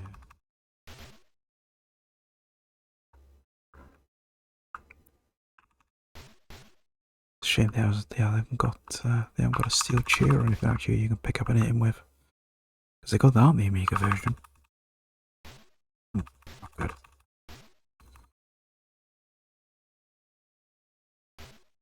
Here we go. Double count out. Sugar.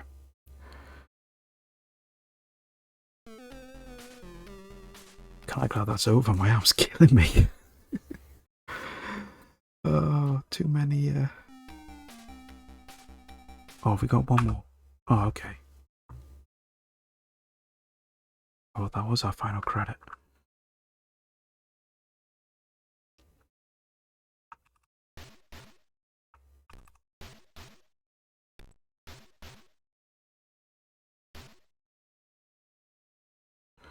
Right.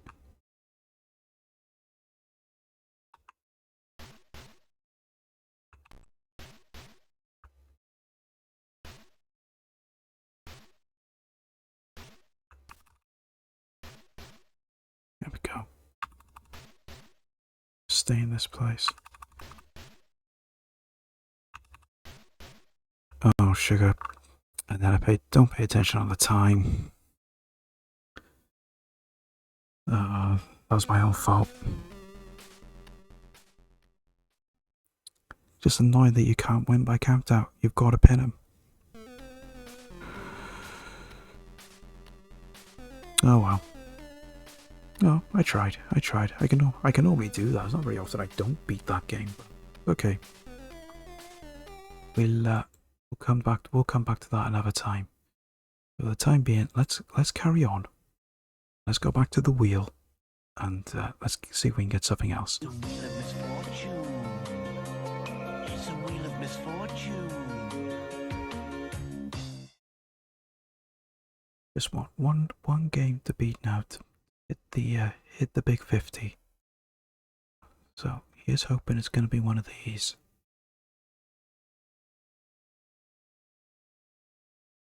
Oh, this would be a nice one to finish off with. Who fancies a bit of darts?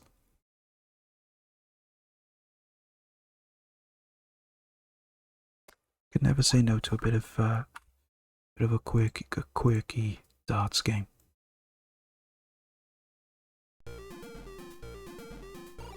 Very simple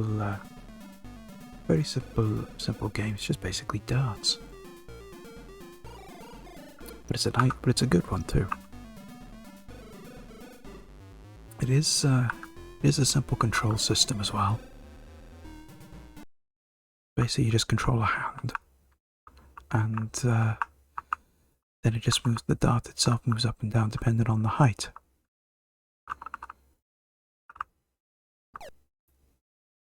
Great speech was over the moon with her first beat. Oh yeah, you were the only one, Daza.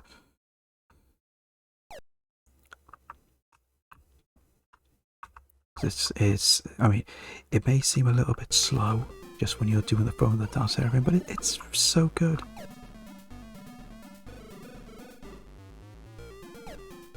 And then you got the spiritual successor, as it were, with Wacky Darts the Co-Masters brought out a few years later. Of course, sadly that didn't have any speech, but a little bit of synthesized speech can always get you far. The only problem is I could never remember how to do the finishes at the end, because I know you had, in the instruction manual had that little table and it showed you what you needed to get depending on what your score was. But then my arsehole of a brother ended up ripping it out because he wanted it so he could play darts properly, and he never put it back to get. Can we get it here? There we go.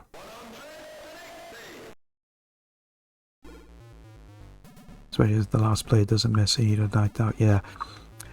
Very rarely he does miss, but it's not very often. So, you know, but you're right, you know, you've got to get that 9-dart finish.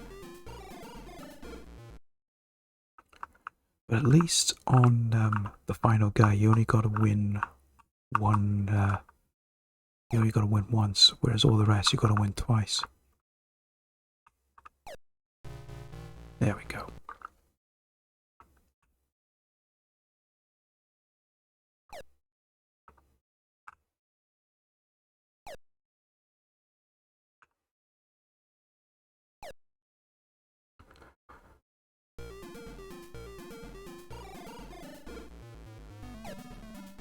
Just waiting for the little sequence when it comes up where your opponent's throwing with the dog. You get a little dog that appears in the background behind the bar. You see the dog just take a little walk over and having a pee. Always got a little giggle out of that.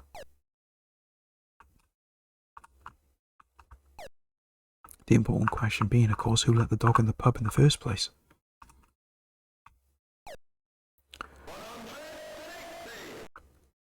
Best darts game ever, never been double topped. Wacky Darts, I think, was the only one that came close. Nothing else has been able to surpass it.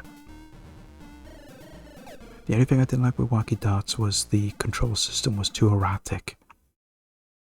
It moved the hand always moved around too fast, I found. That was the only thing I didn't like about Wacky Darts. But the one thing, but I did enjoy the fact that you had a choice of game mode as well. Because you had your conventional 501, but then you also had round the clock as well, which is nice. Oh, there's the dog. And it was a budget game too. Yep, exactly. I mean, you couldn't think of a better game to spend £2 on. Here goes the dog. Does a little wee. Never gets old.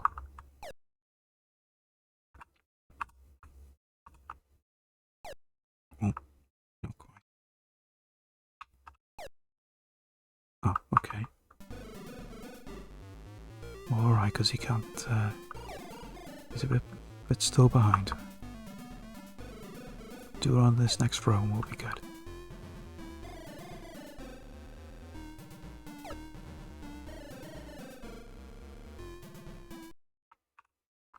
It's a simple double top.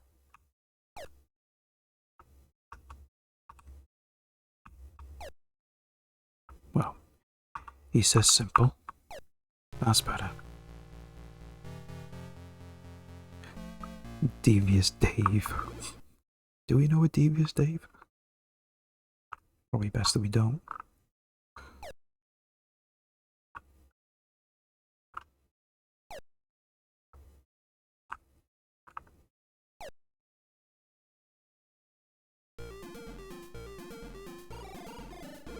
God, look at the chin on him. Doesn't even look like a chin, it looks like something else. Barmaid has a double top too. Oh dear.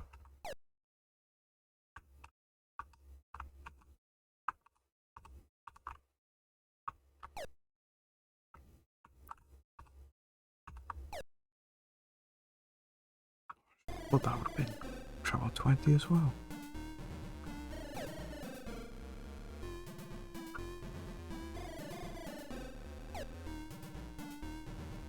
It's a real shame that they haven't been able to do a an up-to-date darts game. I don't think I've played a darts game on modern consoles since the Wii. Surprised they haven't looked into doing a darts game.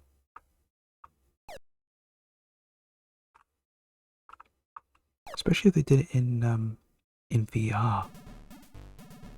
Because darts is the type of game that you would thought would work well as a VR game.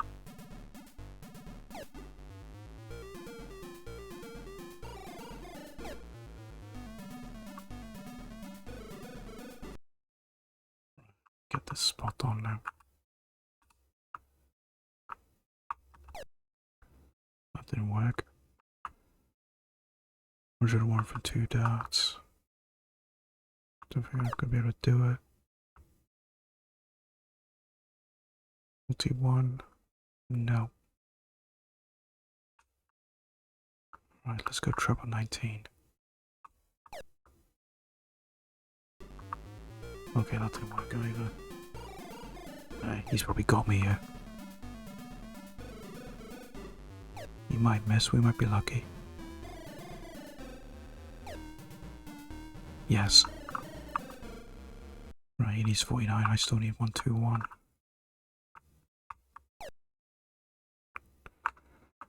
Let's get treble 19.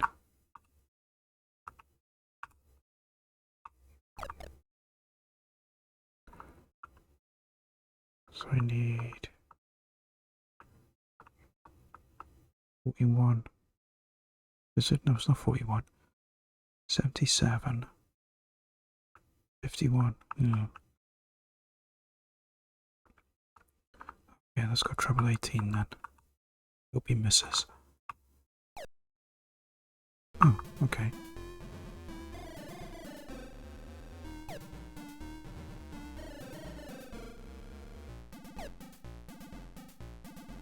Okay, he's got, alright, you won that one.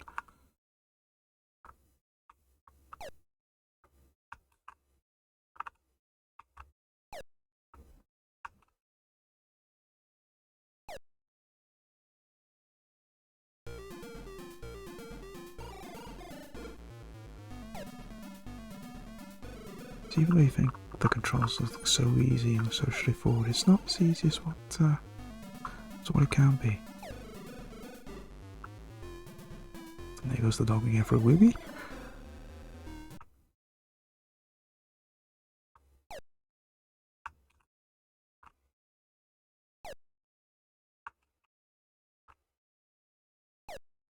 There we go.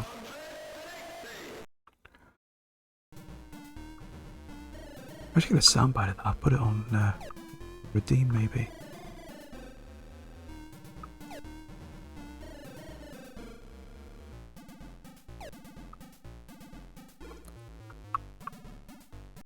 Okay.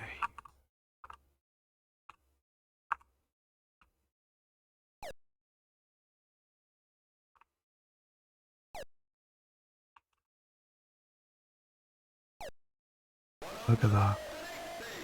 Back to back 180s. Which is good practice because we're going to need to do that now. We eventually beat this guy.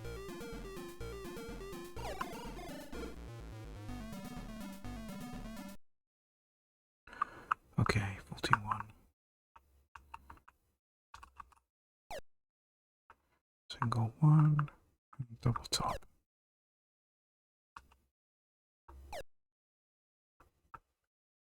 Okay, that was my fault really, I rushed that.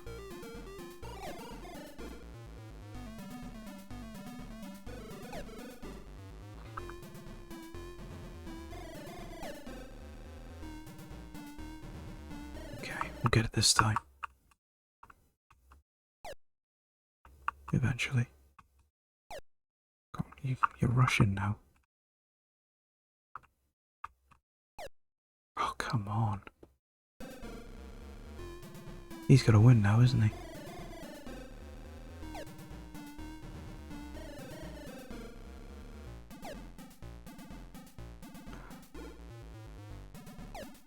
Yeah. Ah, I can't believe that. You are rated as an amateur. Right, okay. Well, let's try one more time. Ah. Now that's different. I don't recognize that character. It's normally the same characters every time.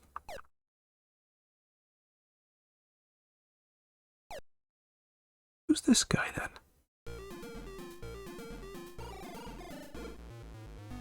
Never seen this before.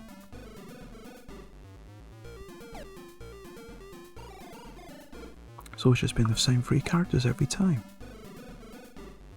Didn't realise there was other characters in this. There you go. Learn something new.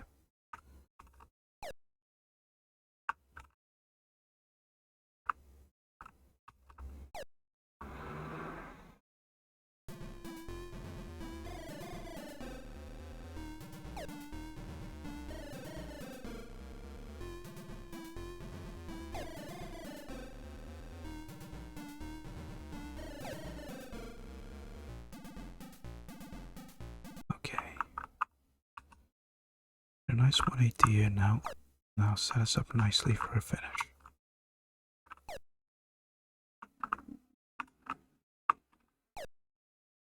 Okay, never mind.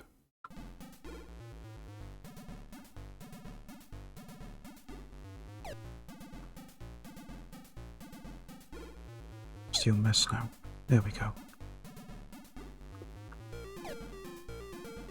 Oh, we missed twice, even better.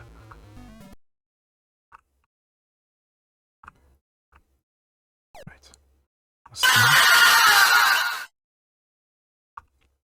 Sorry, Chris, didn't quite work. But I commend your effort.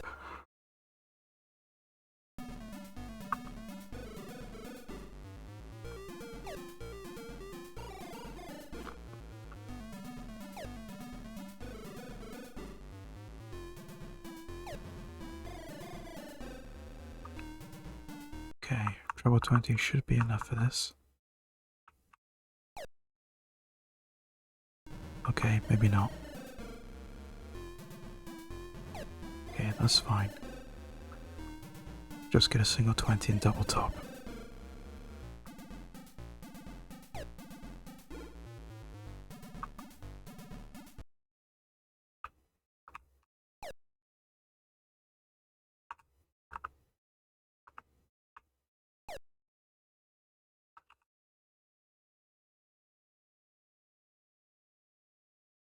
Come on. Go. Just had food and now chilling. All right. Is that you still meeting up with Alex afterwards for the Champions League final? I know you did say yesterday that's what you plan on doing now this evening.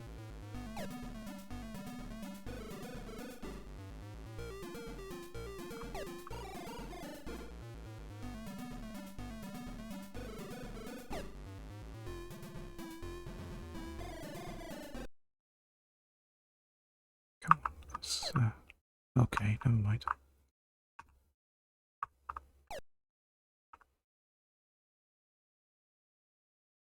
I believe so. All right, there we go. That'll be good. He's got a chance to catch up with Alex.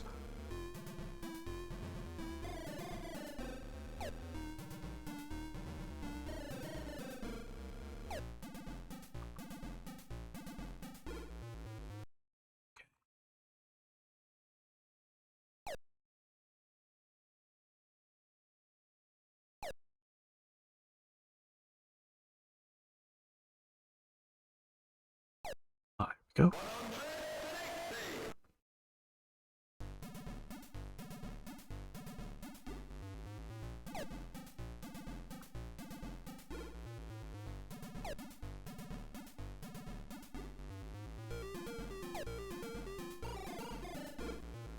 There's the W for a wee. Okay, 81. So 20. Single 1. And a double 5. Or are we double 5? Double 10.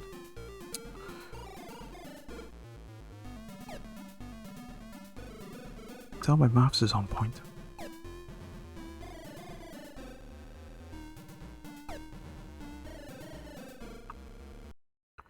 Right, double 10.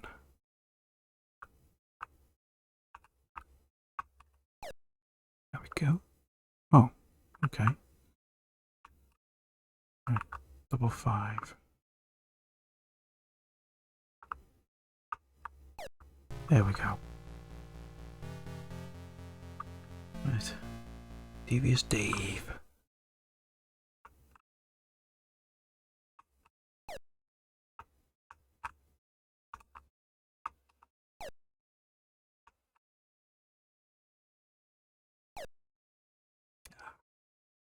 Only 140, but that's okay. We're getting there.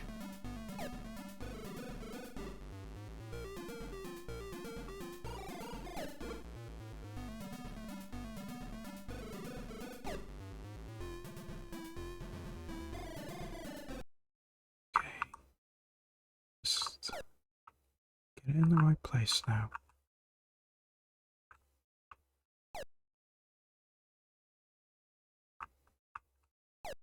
There we go.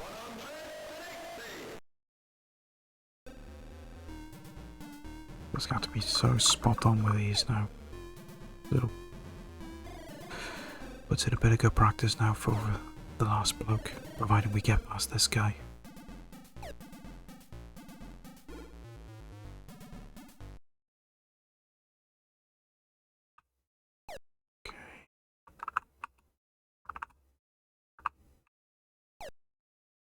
Yeah, that's fine.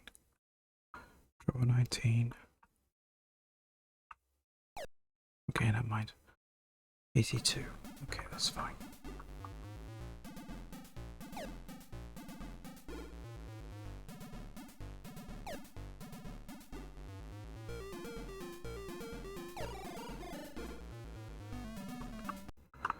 Okay, so 20. No, I said treble 20. Double top. Then double 11.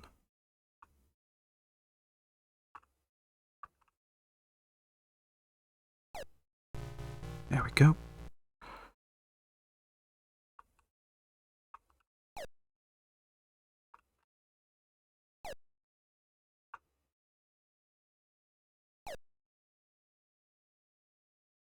Only 100, but that's okay.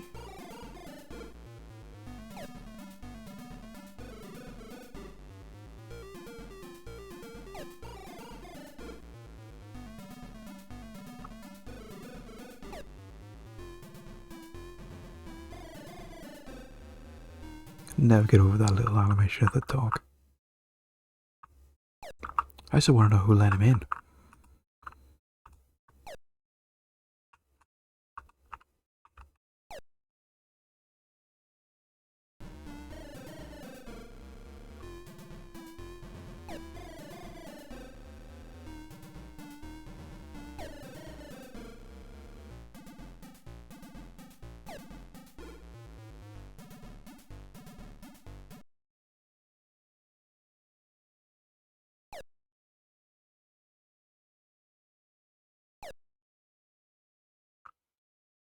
Sets it up. No, only 140.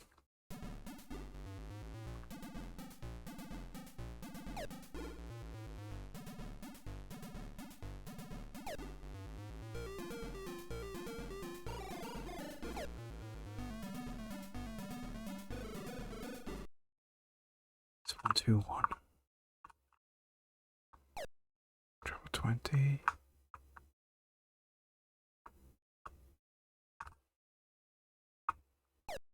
Treble 19.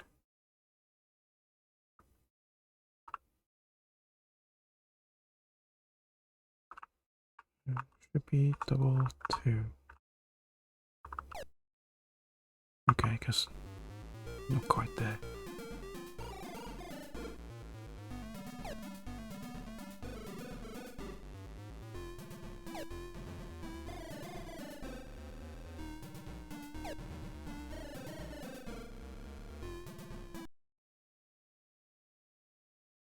Okay.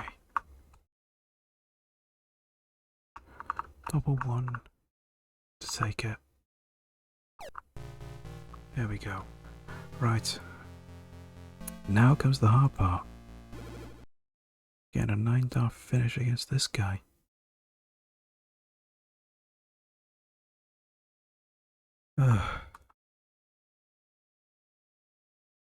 Gotta be a 9-star because this guy never misses. Just gotta take our time.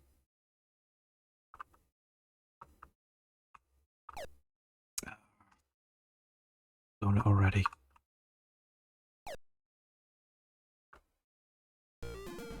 Can't believe that.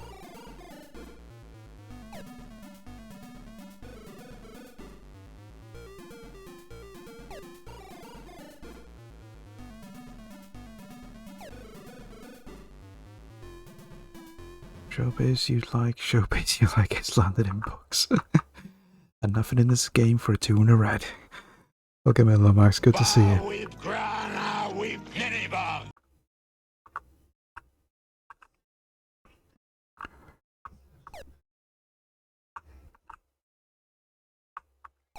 Just gotta keep going. If we're lucky, we might miss.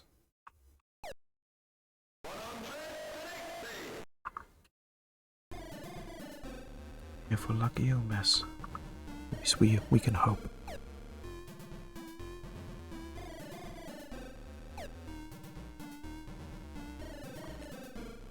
Can't see it though, sadly. Because when he does miss, he always misses his final dart.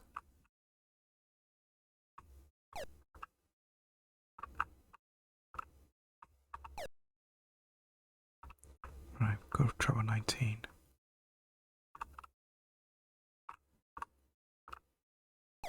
Oh, okay, take a 19. 42. Right. Ray, he misses. Come on, please miss, please miss, please miss. Please miss, please miss. He didn't miss. Okay, well, we got another chance. Because we only need to win 1, we don't need to win 2.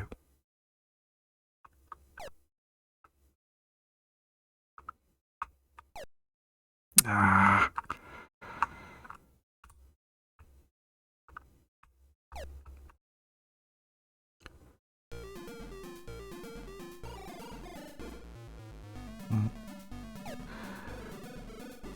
We can only hope. We can only hope. We can only hope. As I said, he never misses until the final dart in the 9-dart finish. Why don't we can just keep up the pressure?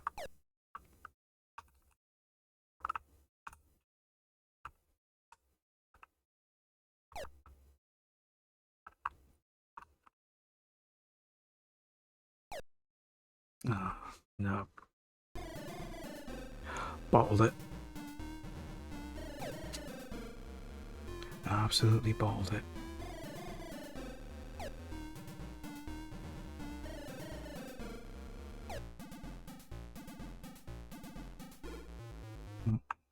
We can only try now.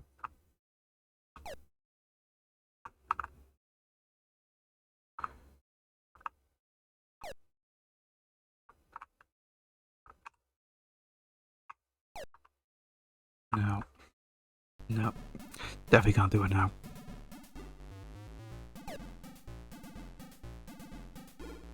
We can hope he misses, but can't see it. No. Sugar.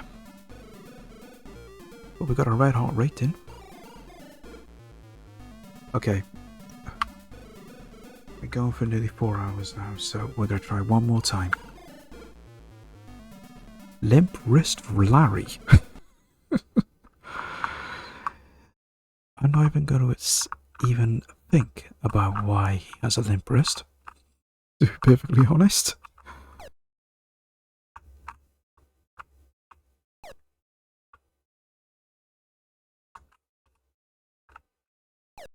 A bit short there.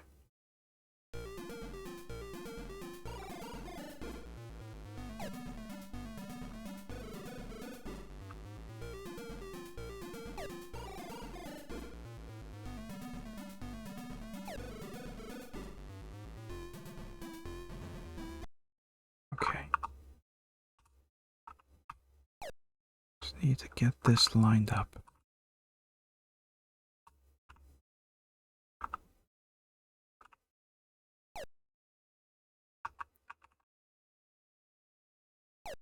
There we go. It was a dark and stormy night. That's how it always starts. I'm not borrowing his darts, oh, absolutely not.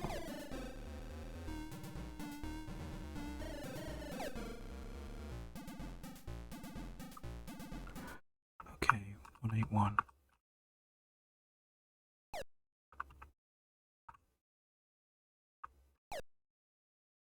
Try 119.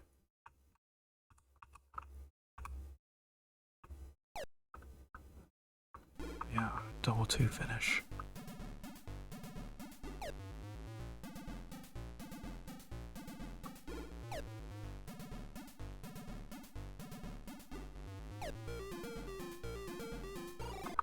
Okay, double 2.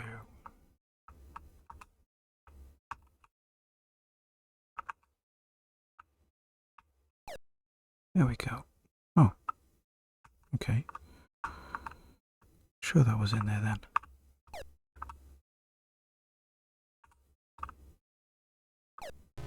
There we go, that's better.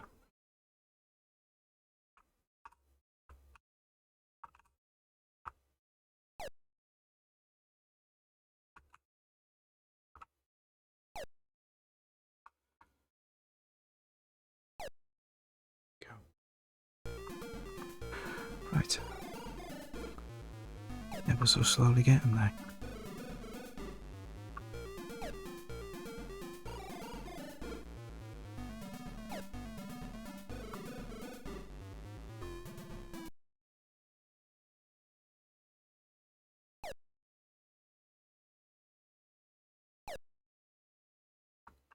I'm rushing a bit now.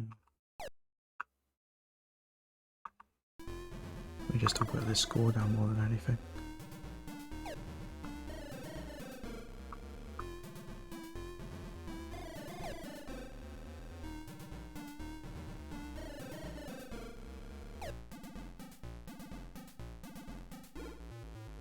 Okay, 301.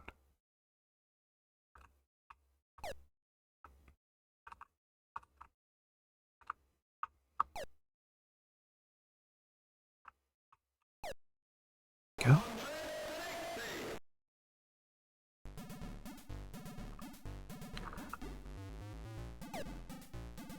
Getting the position here a bit better now.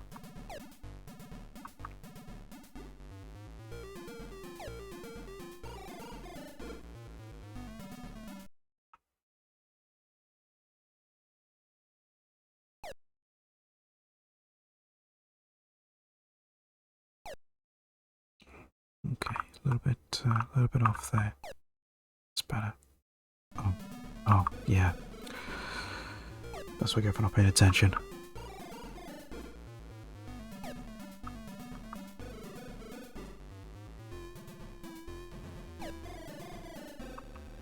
Okay.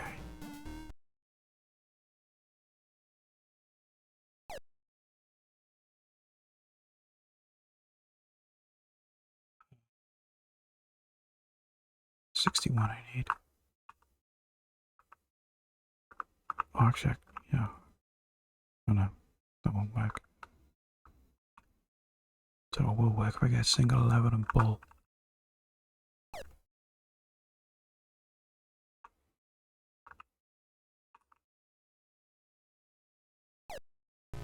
That's the bullseye. Beer Belly Bill. God. That's supposed to be. Who was that? Who was that one who was famous for the booze in the 80s for the darts? Jockey Wilson or something like that.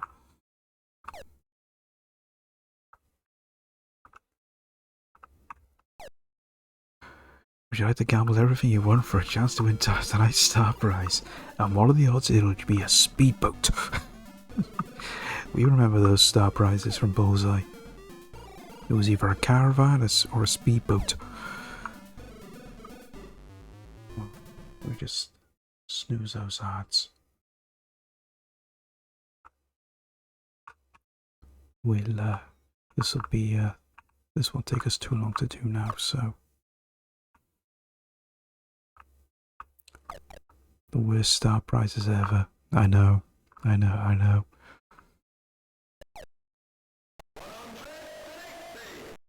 it'd always be a case of they would always be the same ones every single time. Because I always wondered if somehow they edited in when it came to the have a look what you could have won, and they always had the same one every single time.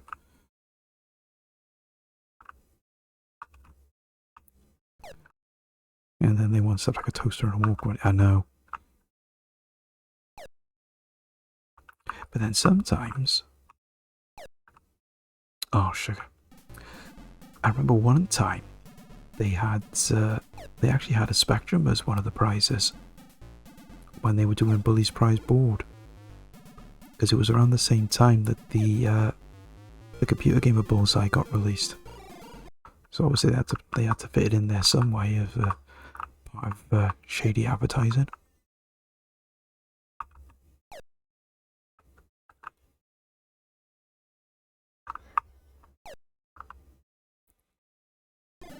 Right, 81.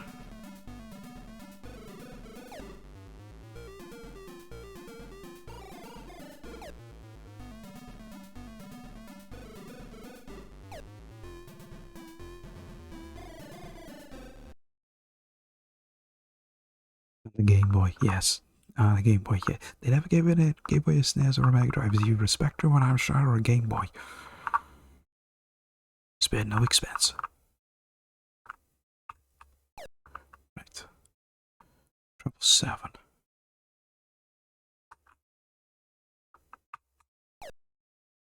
Oh, okay. Right, 777. There we go.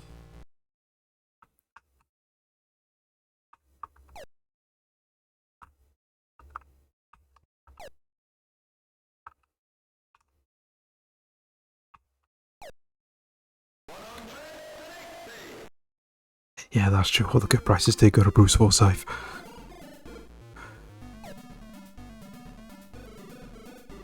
Yeah, it was always the car. At least it was on Play Cards, right? It was a Brucey bonus and a chance to go for the car.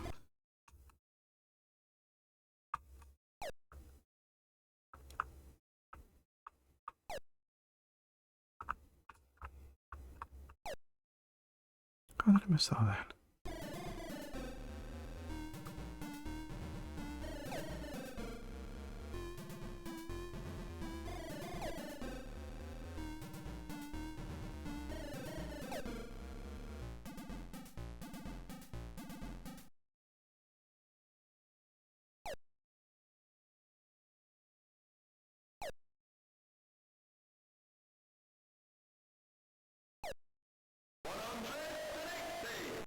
I was used to think that they win the lady as well. They weren't that lucky. As we all know, Bruce was always the one that went off with the lady afterwards.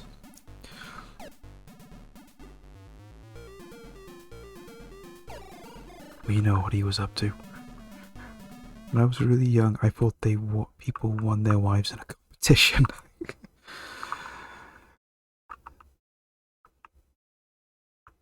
I don't know what to think about that, to be perfectly honest. Let's get this single one on double top. Okay. Right, back to Jammy Jim.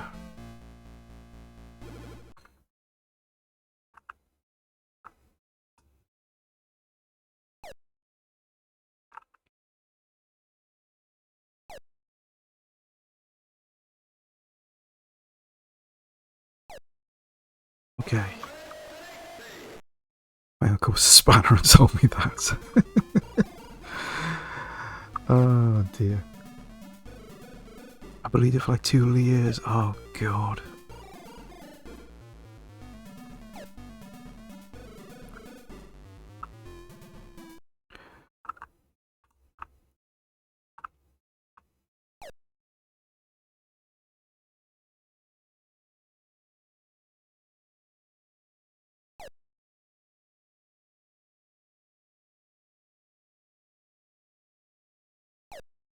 Oh, sugar.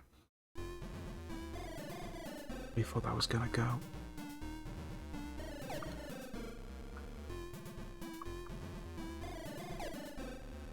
I'm just snoozing through the ads now, because I'm hoping we're gonna do this, but my brain is gonna mess.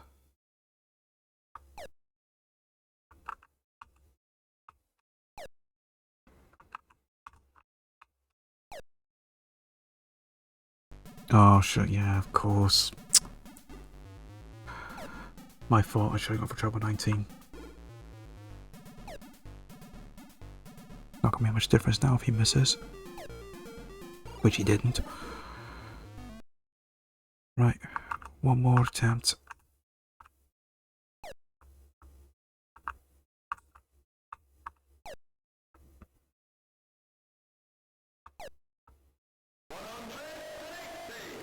Just do not rush.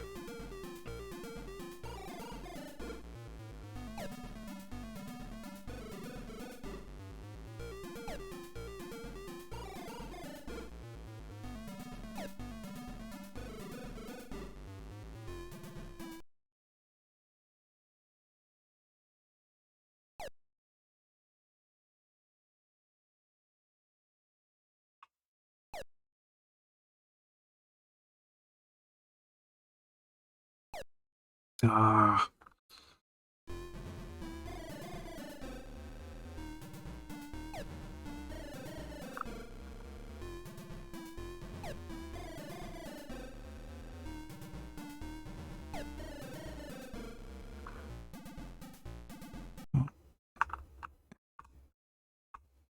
It's not quite over yet, he might still miss.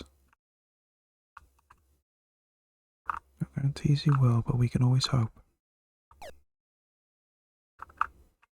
Right, treble 19.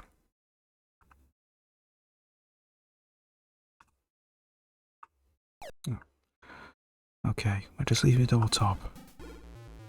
Pray then he misses.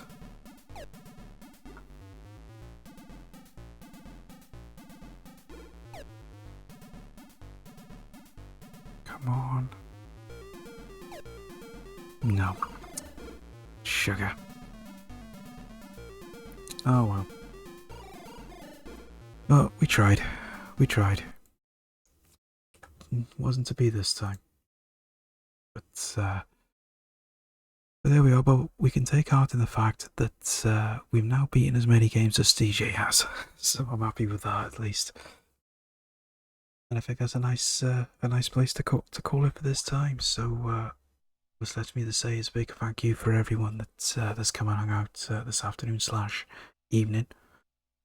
And I'll be back now on Wednesday, where I'm going to finish off Batman and Robin on the Stairs. If you just want to keep an eye on my socials, because that's where I put my schedule up. That'll be on my Twitter and my Instagram. I'll put that up now on Wednesday. On Monday morning. And all that remains now is to see who we can raid out to. Ah, there we go. We'll go and pass the love over to our good friend Scott's Queen. It's like she's literally just started, so we'll go and get the raid set up there. We go and show Scott's Queen some love and spam a chat with a raid message. Top one is for subs, bottom one is for not subscribers. And all that remains for me to say, guys, is a big thank you for watching. Enjoy the rest of your weekend, and I will see you next time. Bye for now. Thank you for watching, if indeed you still are.